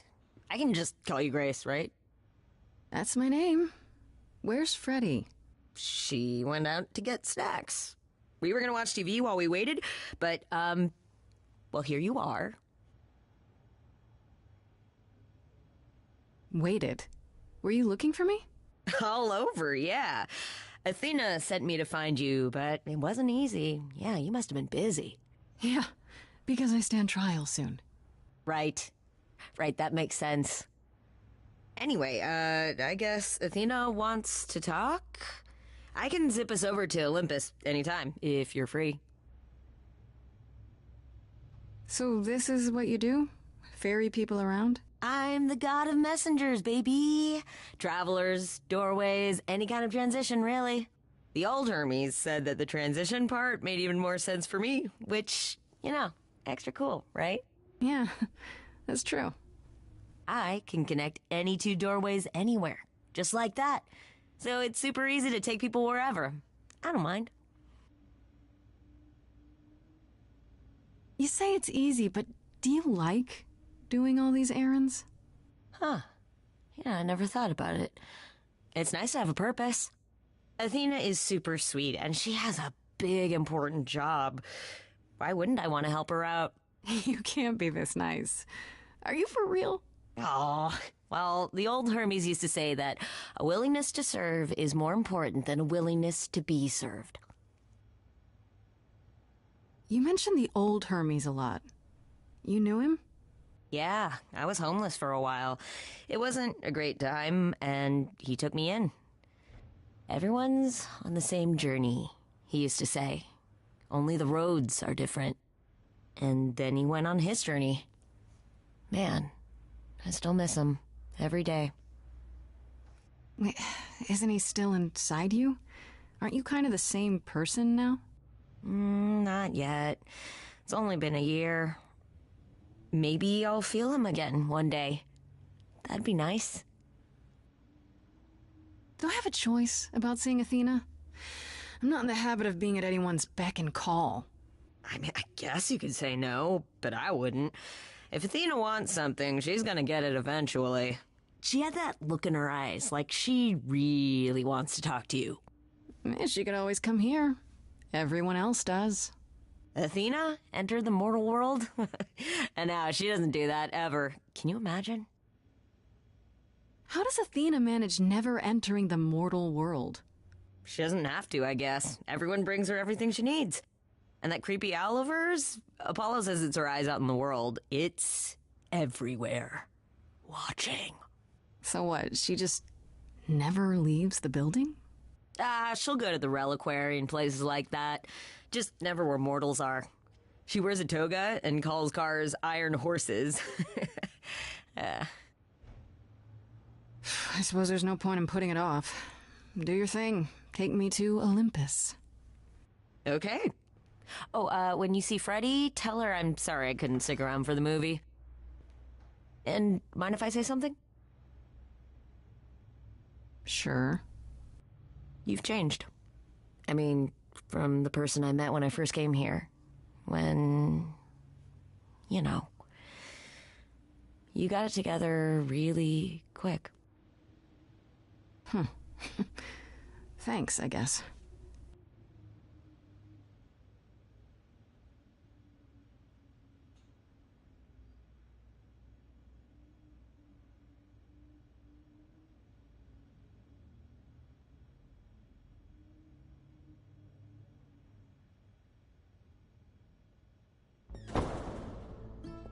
There you are, Grace. Do have a seat. I prefer to stand, thanks. As you like.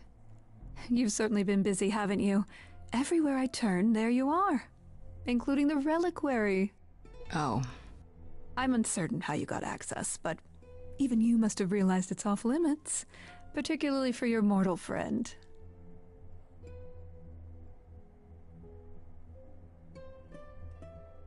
Sorry to be annoying. I'm not annoyed, my dear. I'm concerned what new trouble you'll find in attempting to escape your old trouble. Oh, well, I'll try to die more quietly next time. You think our judgment was rash? It was. In truth, I worried that giving you time, letting us all get to know you, would make it harder in the end. I am sorry, Grace. You may not believe it, but I care deeply. I care about what happens to you and to all the idols.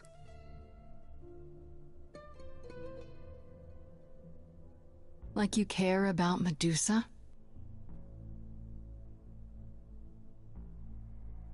She lives like that because you cursed her. Have you even tried to undo it? I'm betting not, because she's useful like this, and that's where your caring ends.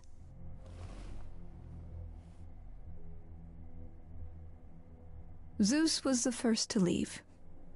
King of the gods. And we don't even know what became of him. Vanished into the ether. Poseidon was next. Walked out into the seas, never to be heard from again. Ares betrayed us. Hephaestus saved us. Hades was murdered. And by one of our own.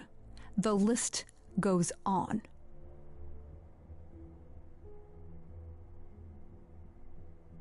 So you add to it. I show up and you kill me off because you can't be too careful. We are dying, Grace.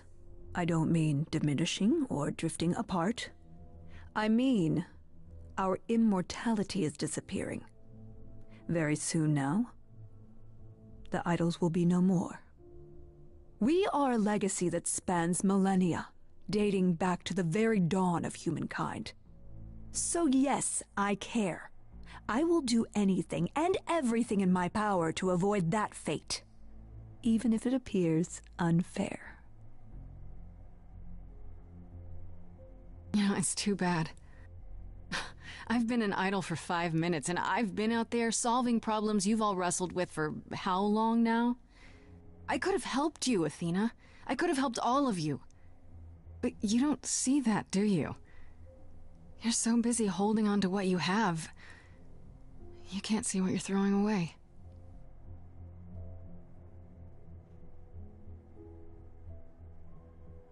I know we've put a great deal on your shoulders, Grace. I do. All I called you here to ask is that you please not make my job more difficult than it already is. If you have any other questions or concerns, now's the time to bring them up. All right, let's talk about Medusa. Again, if you wish. What of her? Was I right? That you haven't even tried to undo the curse that you inflicted on her? I wish I could remove the curse. I'm afraid the Athena who bestowed it is long gone. She was prideful, that Athena. As prideful as she was powerful, I'm ashamed to say. The current Athena is responsible for everything she's done. I am well aware, Grace. What is it that you would have me do, exactly? How about you stop treating her like a servant? Maybe send her somewhere she won't be tempted all the time. Oh, well, if you happen to hear of a diet camp for man-eating monsters, by all means, do let me know. Now, if there isn't anything else... Who has access to the reliquary? Is it anyone with a key, or... Doesn't matter. You gained access, so clearly it is not difficult to get. Speaking of which, I don't suppose you'll tell me who gave you that key. The same person gave it to me who gave it to Calliope. And who gave it to Calliope, then? I see. Speaking of the reliquary, you went there, right? Once Hecate told you what happened? Yeah, I was not impressed by the delay. If you had known about that, the night Calliope died, would it have made a difference? The chances are exceedingly small that you attacked her there, it's true. Yet, Calliope was weakened, which made her more vulnerable prey for an enterprising mortal, one she knew. Perhaps the incidents are connected, perhaps not. I cannot afford the risk of uncertainty, Grace. I'm sorry. What do you know of Pan? Pan? That's not a name I expected to hear. Been sniffing around you, has he? I have some suspicions, and I'm curious to hear your thoughts. Pan lurks at the edges because he likes it there, seeking out whatever profit he thinks he can get away with. Avoid him, dear, or he'll stick to you like gum to the bottom of your shoe. Okay, so you don't like Pan much. I get that. But do you think he could kill someone? We've all killed, my dear. I was once a warrior queen, feared by mortals and gods alike. Another idol, I mean. Is that where your investigation has led you? To Pan? Sort of, but I feel like I'm missing something important. Maybe the goddess of wisdom could help me out? It would be helpful to know what Calliope was doing at the reliquary, but she's not available to ask. Not until you regain her memories, at least. Why not put off the trial until then? Seems like a good way to solve all this. Yeah? And trust what you decide to share? I think not. I guess I'll get back to my investigation. I am rooting for you, Grace. If there's another way to resolve this, any way at all, I will take it. Will you? Really? Good luck. Feel free to take a cookie on your way out.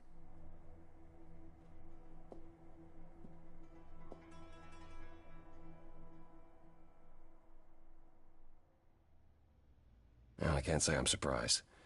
Athena has always struggled in a crisis. Well, that's a nice way of putting it. Remember, she was a warrior. When pressed, she's always turned to that aspect, sought to maintain absolute control. It'd be hypocritical to say it's wrong of her. She's battled for me as much as for anyone. Do you think she's telling the truth about the idols dying out? Yes, though I find it odd she chose to tell you. Maybe Athena thought, who'd believe Grace if she blabbed about it anyway? Sadly, while I'd prefer to stay in her good graces, I doubt that will be possible. Uh-oh, what now?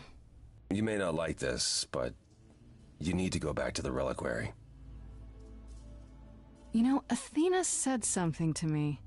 That it'd be nice to know what Calliope was doing there in the first place. As usual, you're way ahead of me. It's the only piece of the puzzle we're missing. Calliope went there because she had a plan. But what plan?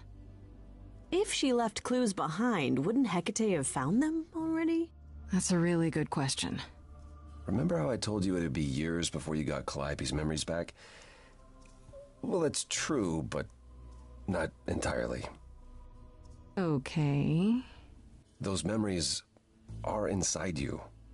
You go somewhere important to Calliope or touch something special to her, you will get flashes, feelings. You want Grace to go to the reliquary so she can have deja vu? Whatever happened to Calliope there, it ended her life. All we need to do is uncover those memories.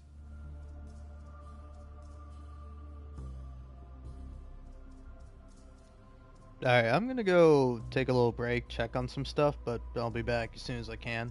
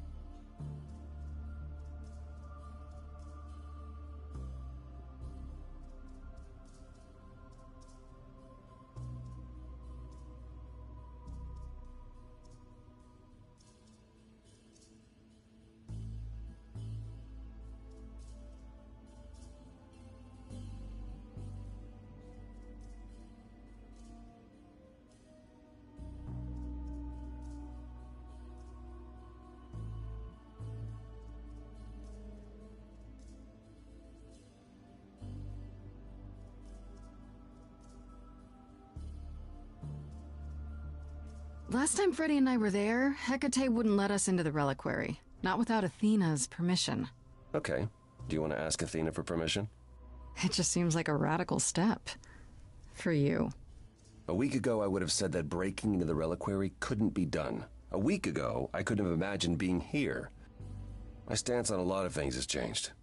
If you have another idea, however, I'm happy to go along with it.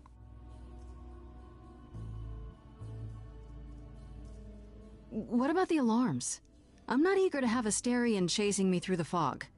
Calliope snuck in without setting off any alarms. At least at first. Well, I'll be following in Calliope's footsteps, won't I? What if I follow the wrong footstep and set them off? Then the alarms bring Asterion and Hecate, and all three of us do a great deal of apologizing. Let's just hope that's all those alarms do. Are you sure about this? You want me to wander around hoping something comes to me? Am I sure? No. No, I'm not. Oh, that's comforting. What if Medusa is lying? What about Pan? We could look into him some more, couldn't we? Oh, well, do you have a way we could look into those things without encountering even more lies? Deja vu it is. Is there really no other way? This seems a bit desperate.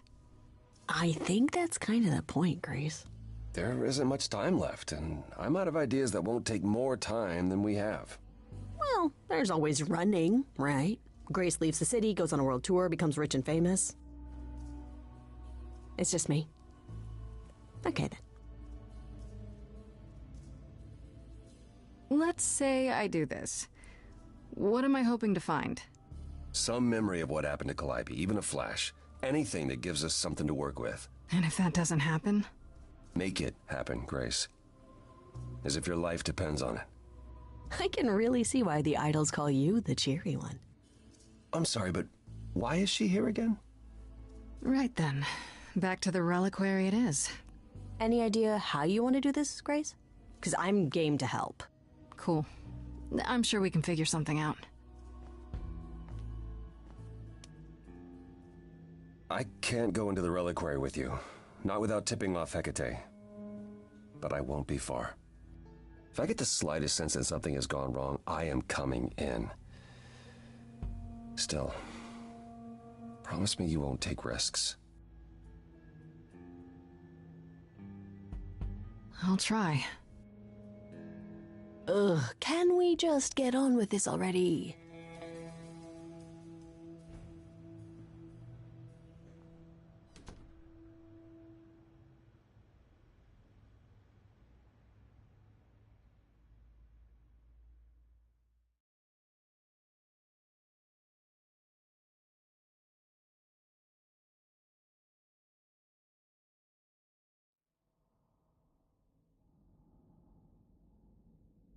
I must admit, the book is confusing. You didn't like it? I once knew a vampire. He did not sparkle, nor would you have swooned in his presence. Huh. I don't know if it was meant to be taken that seriously. Then I fail to understand the point.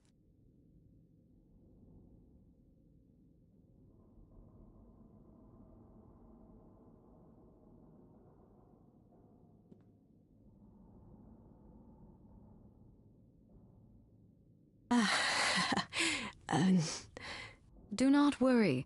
It is written that I am not alerted to Grace's presence for another 14 minutes. Guess I'll keep talking then.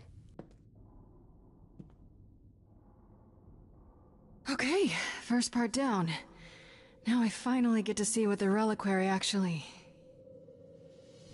looks like.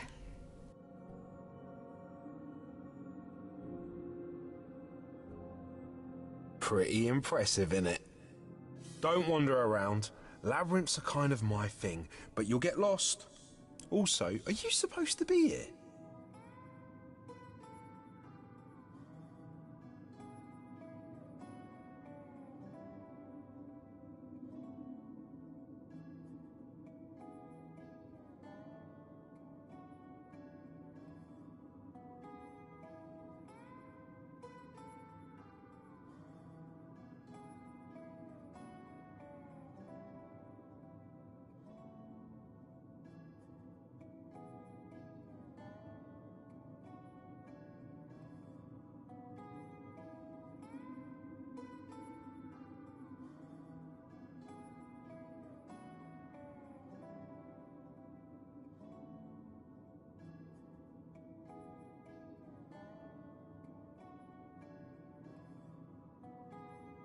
Look, you're right.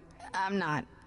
I'm sneaking into the reliquary. No, that's a really, really bad answer. Kate will be so mad. Look at it this way. This is your chance to repay me. I helped you when you needed it, didn't I? Yeah, but I already helped you. Just give me some time, please.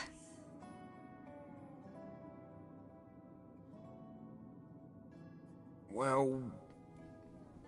Alright, but be quick and don't touch anything. If Kate finds out... We never spoke. Thank you. Thank you.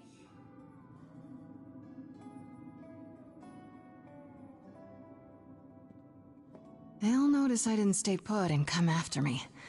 I don't think I have much time. First things first, how do I do this? Where do I even start?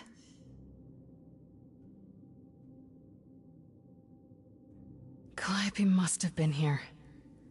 She could have stood in this very spot. Maybe if I just... focus.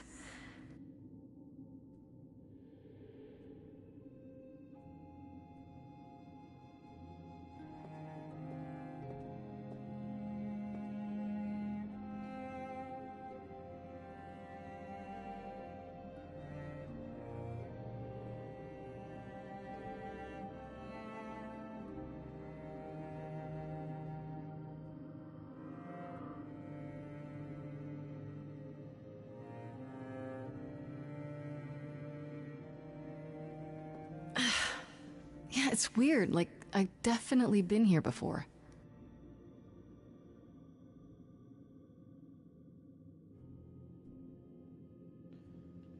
Heyo, what's up?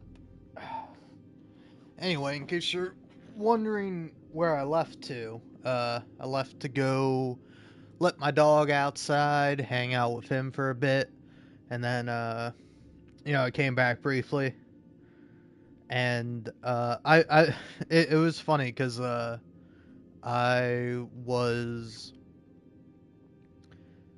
like checking my YouTube studio, and it was like, hey, you got a new comment. And I'm like, I got a new comment? That's weird. Who's commenting on my stuff? I thought it would be for a Hades video, but no. Apparently, someone commented on my very first video. Oh. Huh. That's funny. In 4 days, I will have been posting on this YouTube channel for 3 years. That's pretty crazy. Or wait, no, not even. Yeah, it's 2024. In 4 days, it'll be my 4-year anniversary of posting on YouTube.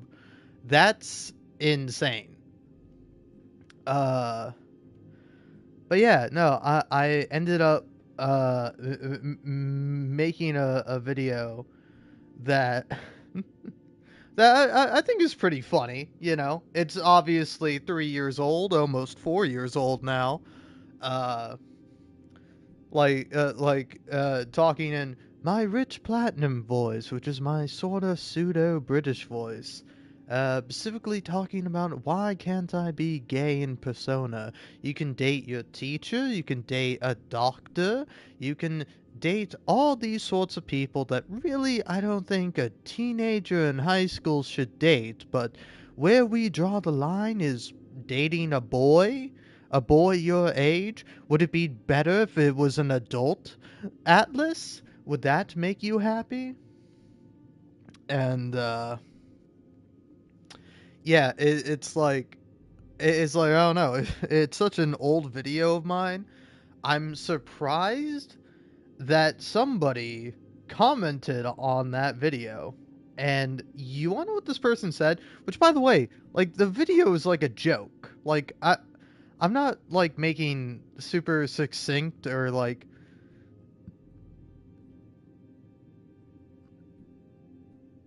but it's like I'm joking around, but also I talk about like various Persona games where it's like there are great opportunities to have like gay relationships or a gay romance, but yet nonetheless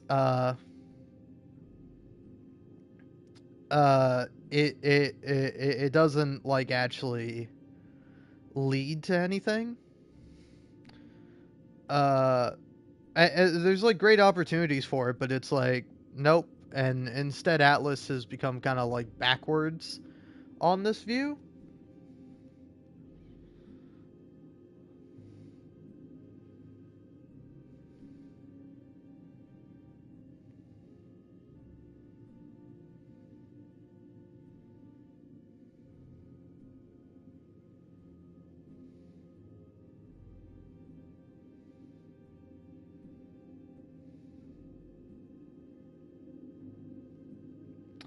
Uh, yeah, sorry. I feel the need to like completely respond to this guy. Uh, so anyway, but it's an old video. I wouldn't recommend watching it, but you can if you want to. Uh, but I just think it's funny, and I personally really like the end joke where I've just where uh where I just ended by being like, I have to get back to playing Fire Emblem Three Houses on my Nintendo Switch.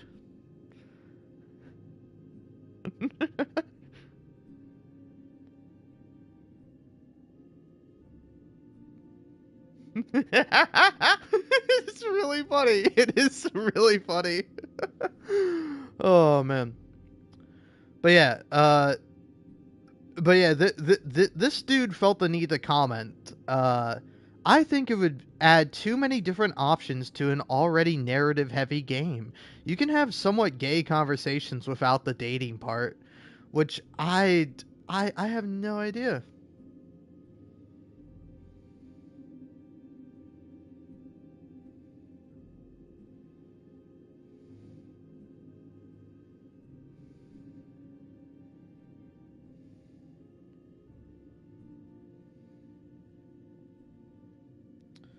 Here, I'm gonna spend some time to type out this response here. It's basically going as far as I've written it. I couldn't disagree more. They would have to write uh, two additional scenes or three at most. Also, in what way can you have gay conversations in the Persona games? Do you have an example?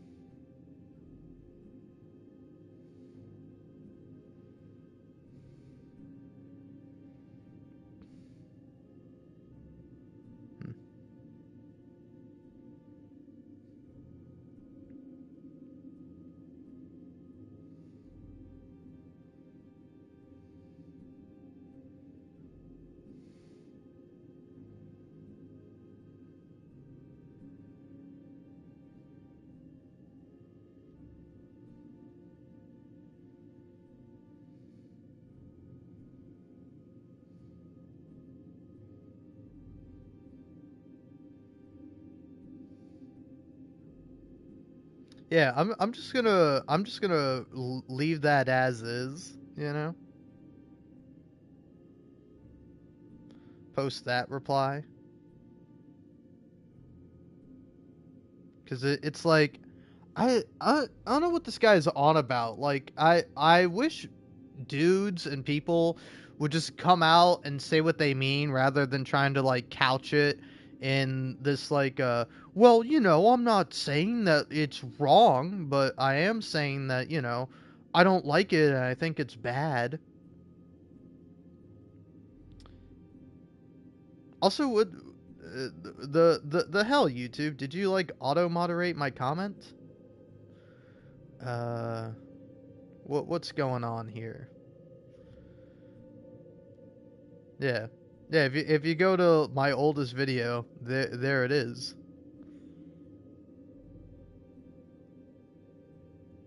All right, yeah.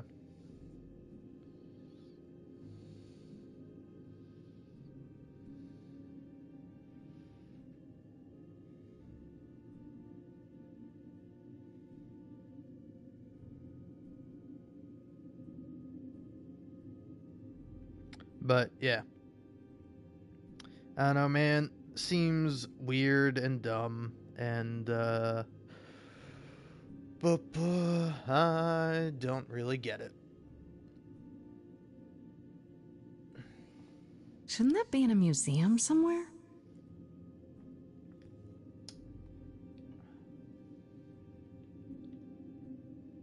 I forget what specifically triggers you to be I able don't to even know move what on. language that is. Because it's like, I think you have to look at like half of the things, you know? What did Freddy say about mazes? Was it always go left? Or go left and then go right?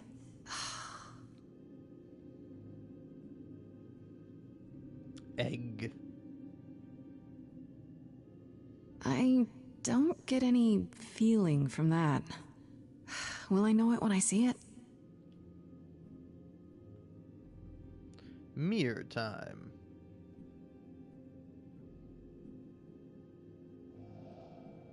This is it. Calliope was here. She was standing right here. And she...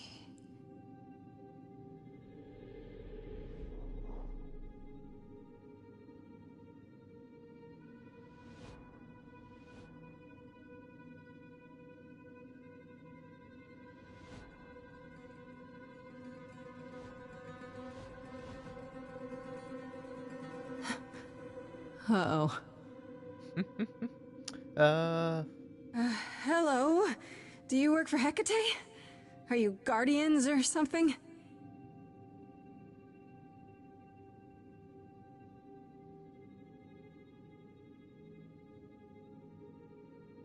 Okay, then.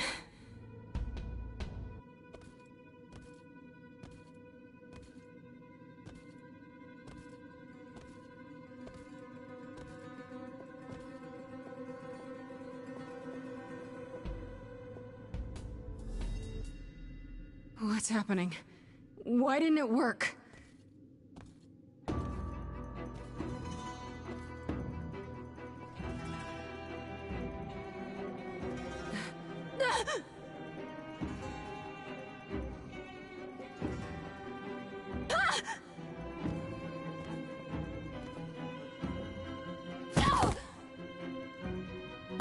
Oh! Grace? Freddy! We've got to run!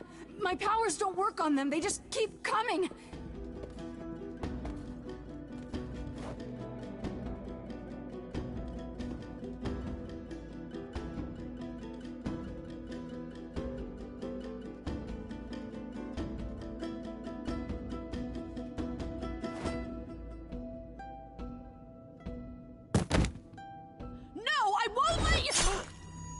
Also, I get the point of the scene, but it feels like a little contrived. Like, Freddy doesn't have to do that, and there's no reason for her to believe that when she does do that, the Furies are just gonna, like, leave Grace be. Like, if anything, she'd be like, hey, Grace, run, get out of here, you know?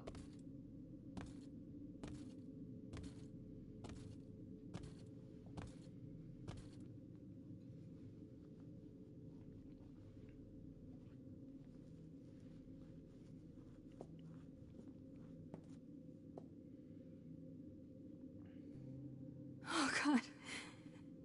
Oh god, Freddy! Oh no. Oh, Grace. You summoned the Furies. What? Those beings were the Furies, beyond all our laws. Not idols, but the embodiment of retribution. How did you draw them here? I didn't! There was a big mirror, but I didn't even touch it! There is only one mirror of which you could be speaking. That used by the goddess Nyx to contact the Fates. Using the mirror would not have brought the Furies down upon you. Not unless the Fates themselves decreed it. I didn't talk to any Fates. There were figures in the mirror, but they vanished when the Furies got there. This was no defense or spell of the reliquaries. I do not have the power to summon the Furies, and I know none who do. You should consider yourself fortunate, Grace. They do not desist until retribution has been exacted. But now is when you leave. Pray the knowledge you obtained was worth the price. How can you say that? I didn't mean for this to happen. Your intentions are irrelevant, Grace. All choices have consequences.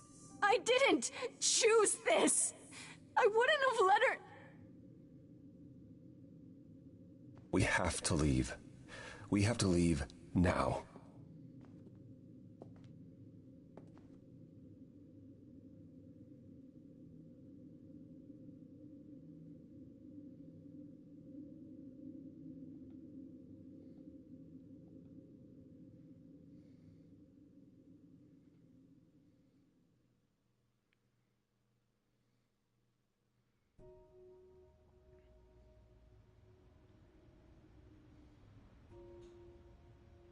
Grace, I'm sorry. I know what Freddie meant to you.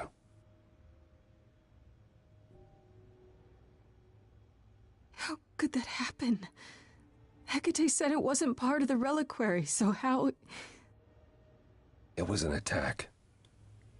It had to be deliberate. Grace,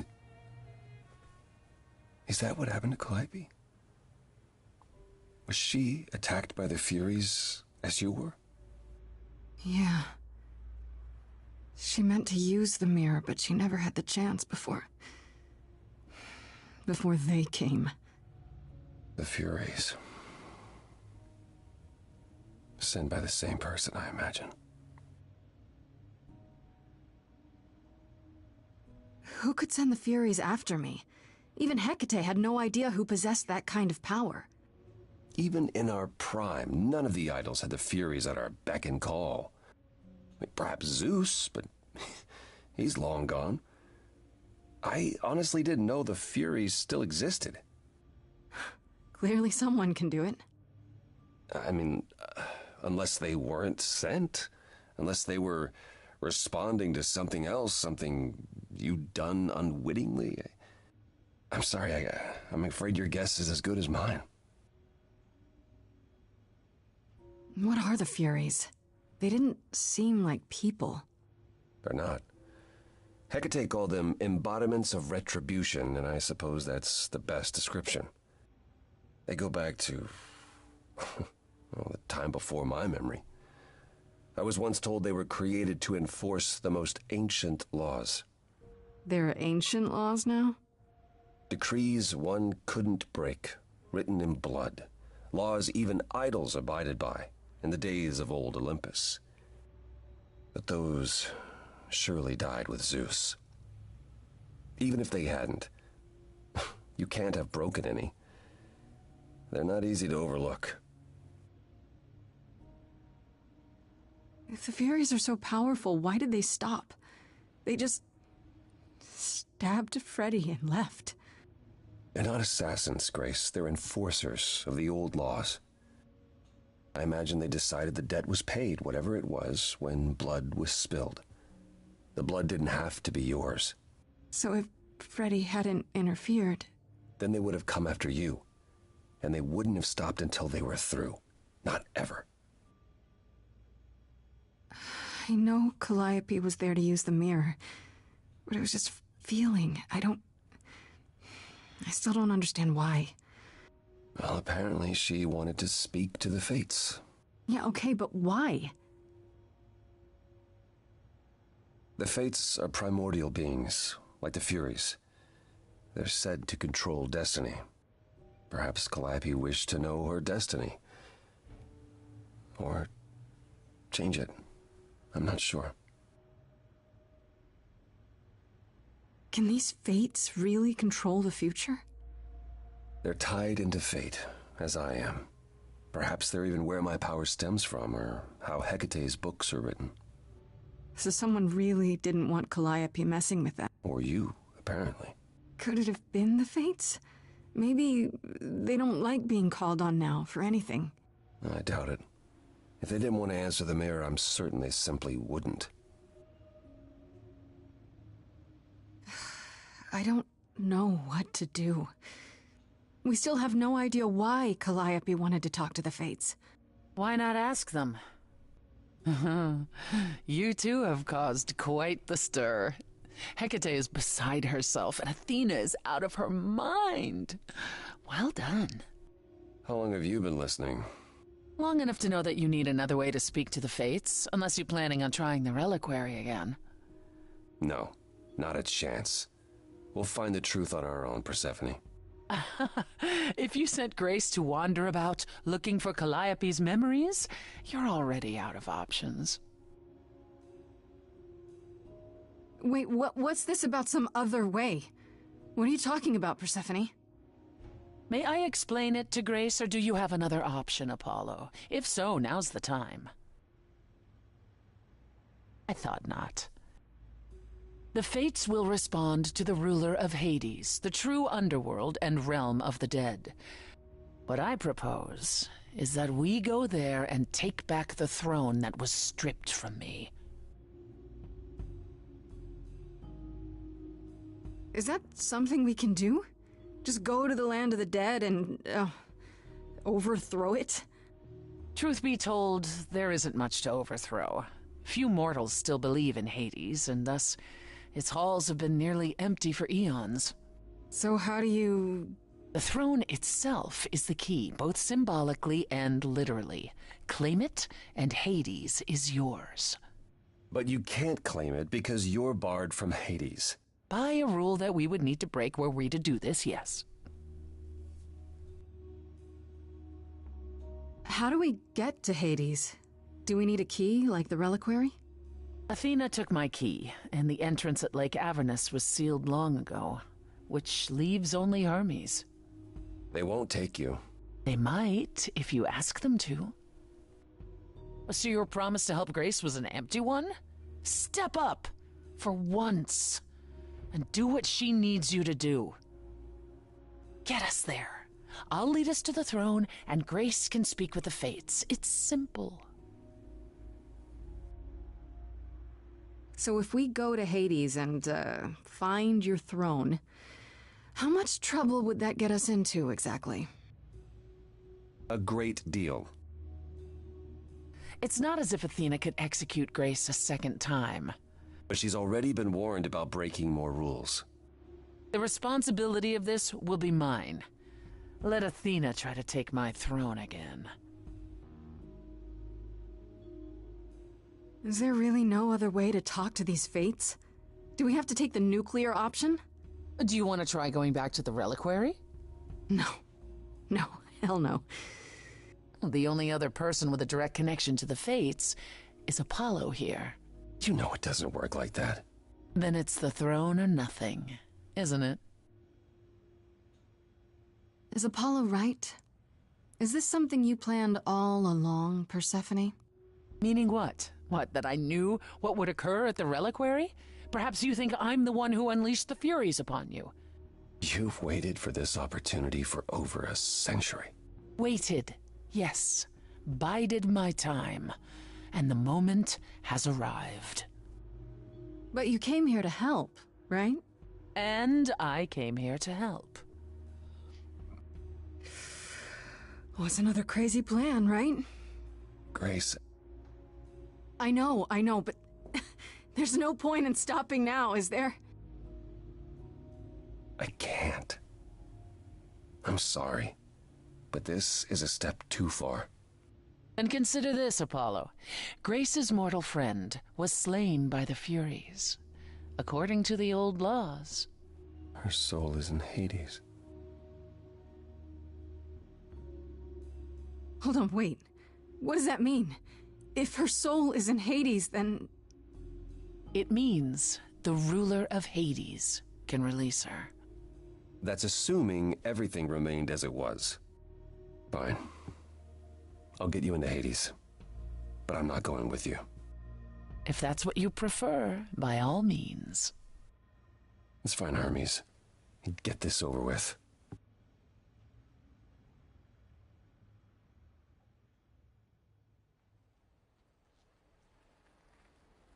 Shall I wait here, or... No. I'm not gonna lie to them. Hermes has always treated me fairly.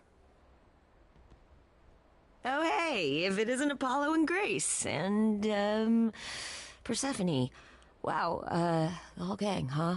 I'm afraid I have to call in that favor. I need you to take Grace and Persephone to Hades. Oh, man, I don't know. Athena specifically said I wasn't supposed to take anyone, you know? No matter what. Oh, this is pointless. They're never gonna help us, Apollo. Can I ask what's going on? Nobody ever tells me anything, and you want me to get in huge trouble, but for what? It's the only way to find out why Calliope was trying to contact the Fates. The Fates? There's something going on, Hermes. I'm at the edge of it, but without the Fates, I'll never know the truth. And that means going to Hades, with or without Athena's permission. Okay. Signal when you need to come back. You sure? Yeah, feels like the right thing. Be careful, Grace. And remember, the underworld doesn't give up its shades without a price. I think I can tell her the rules, Apollo. Let's go.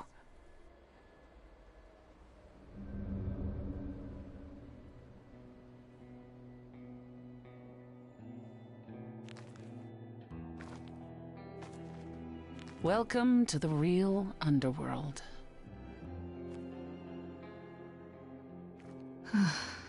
Wow.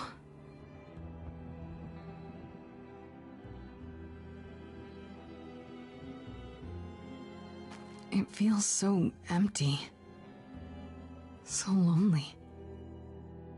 It's not completely empty. Neither is the throne, for that matter. A bitter shade named Orpheus has been squatting on it since my exile. I fully expect he'll be waiting for us.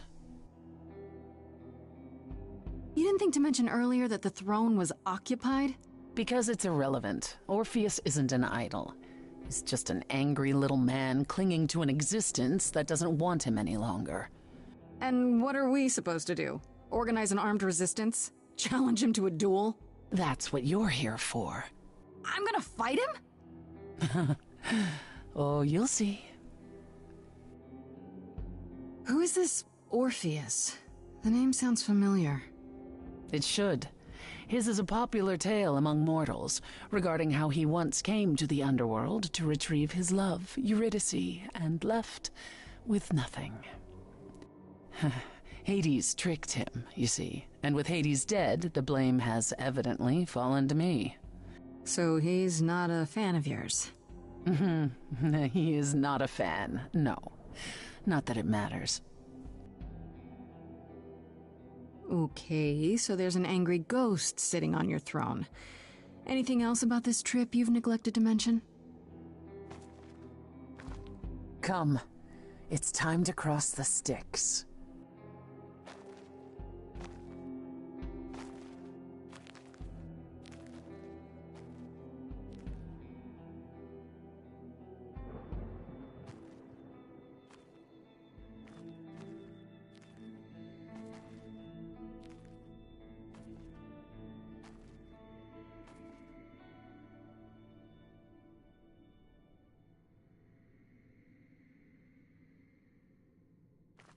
The ferryman will come soon. As we are not dead, you will need to convince him you are worthy of passage. State your case clearly and with determination.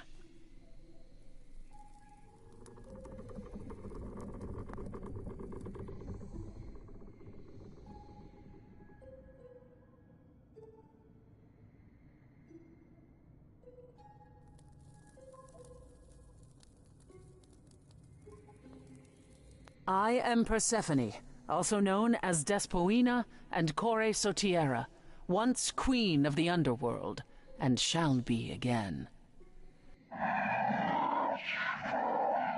No, Corone, I did not bring you any cards. I am not here to entertain you.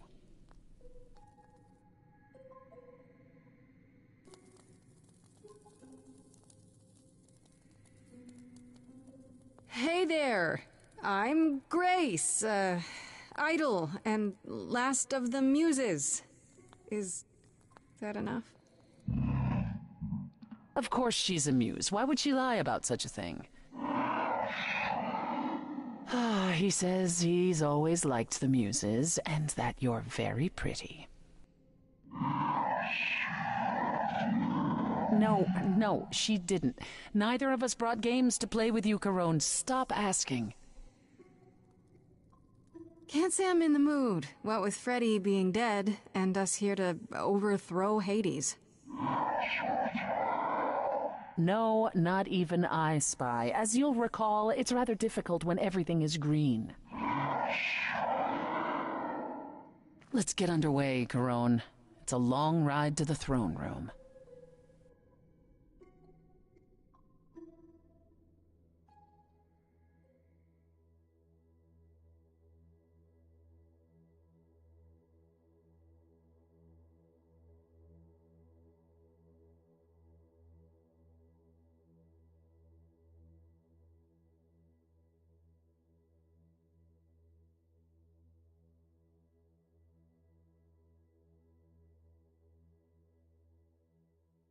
I wouldn't touch that. Way too much for you. Overload you. Blow a fuse. Every story, every memory winds up here in the water. I used to dream that this river would rise, swallow the anger, tears in my eyes. Then suddenly I was found alone. I destroyed Hades, but was denied his throne.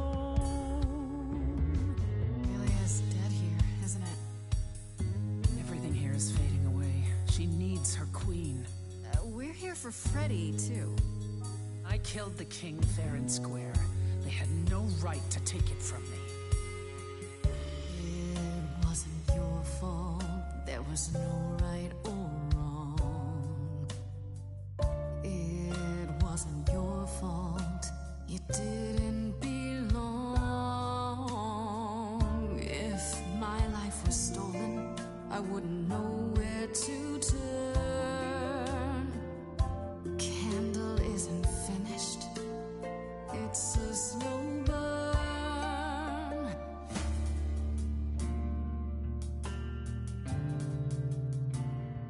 Someone's coming. There's music floating through.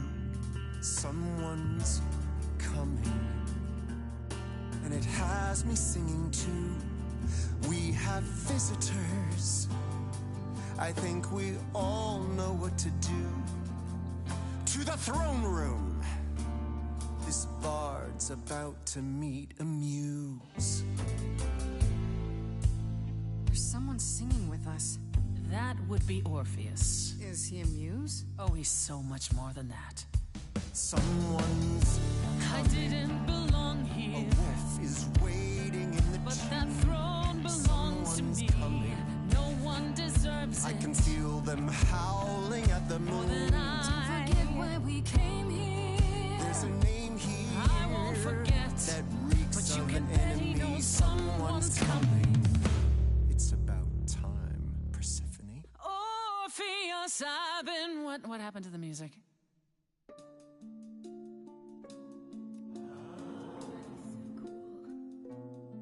I have been waiting for you, Persephone, for so long. And you brought a muse. Hi. Lovely tune, by the way. Can't remember the last time I collaborated with someone so talented. No offense, Benny.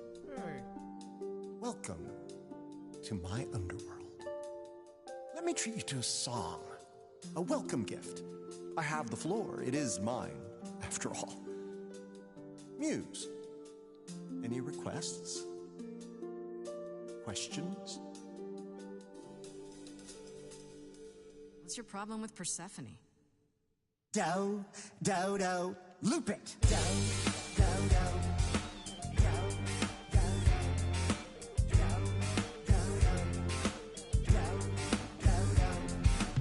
I didn't do what I was told, didn't know that it was all a game. I didn't think that he would do it. Then Eurydice was gone. And Persephone, you stood right beside him and said, what a shame. He was always gonna kill her and you knew it. And I never got to have my revenge. My pain never ends. I see you now. Persephone won't turn my back. I won't turn my back on you again.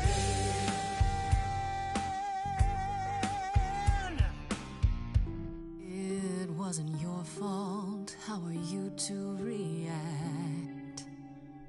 It wasn't your fault. Now there's no turning back. If my love was taken, I wouldn't know where to turn. Your candle isn't finished.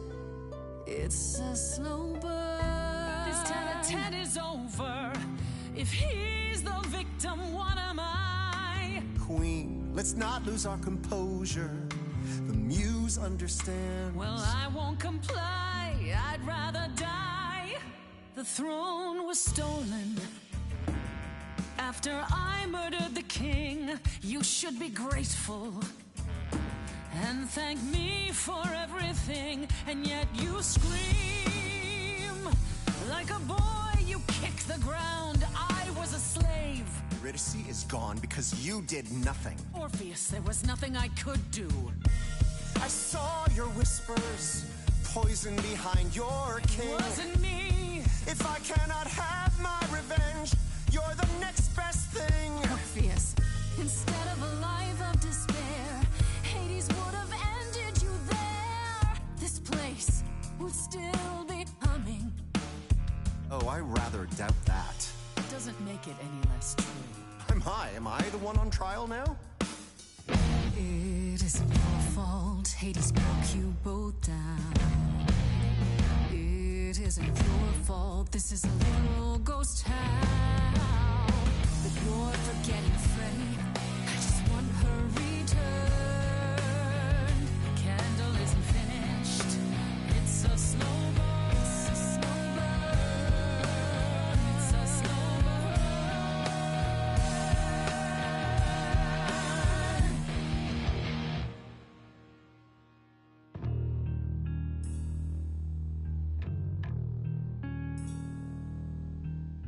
You didn't do what you were told, but you won't face the fact that you're to blame. And Persephone, you blew it. You must understand each other by now. All of this is getting kinda old. What a shame. There's the door, walk through it. But I never got to have my revenge. Our pain never ends. Our pain never ends. Orpheus, I promise you now, belatedly, I won't turn my back. I won't turn my back on you again.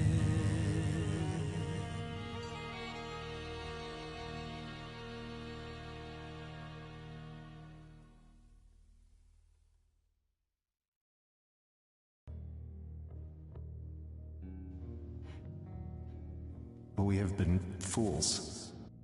You're right. Yet, what about the throne?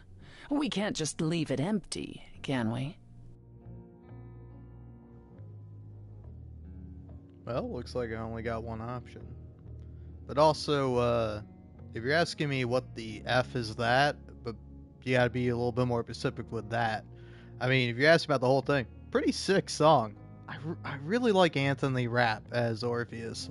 I think he is, like, by and far the highlight of this game. There are, like, other really good singers and really good songs, but like Orpheus just steals the show. It totally makes sense that they made the DLC focusing on him because he's so good.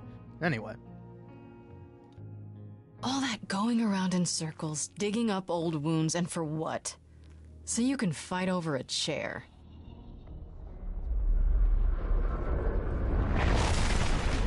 There. You dare. What gives you the right to interfere in this manner? That throne was not yours to break. I'm sorry, it felt like the right thing to do. Oh, Grace, you are infuriating. Is there a voice in your head that tells you to make decisions for everyone else? There really isn't even a small part of you that knows this had to happen? Knows what? I should toss aside something I paid for, bought with the blood of my husband?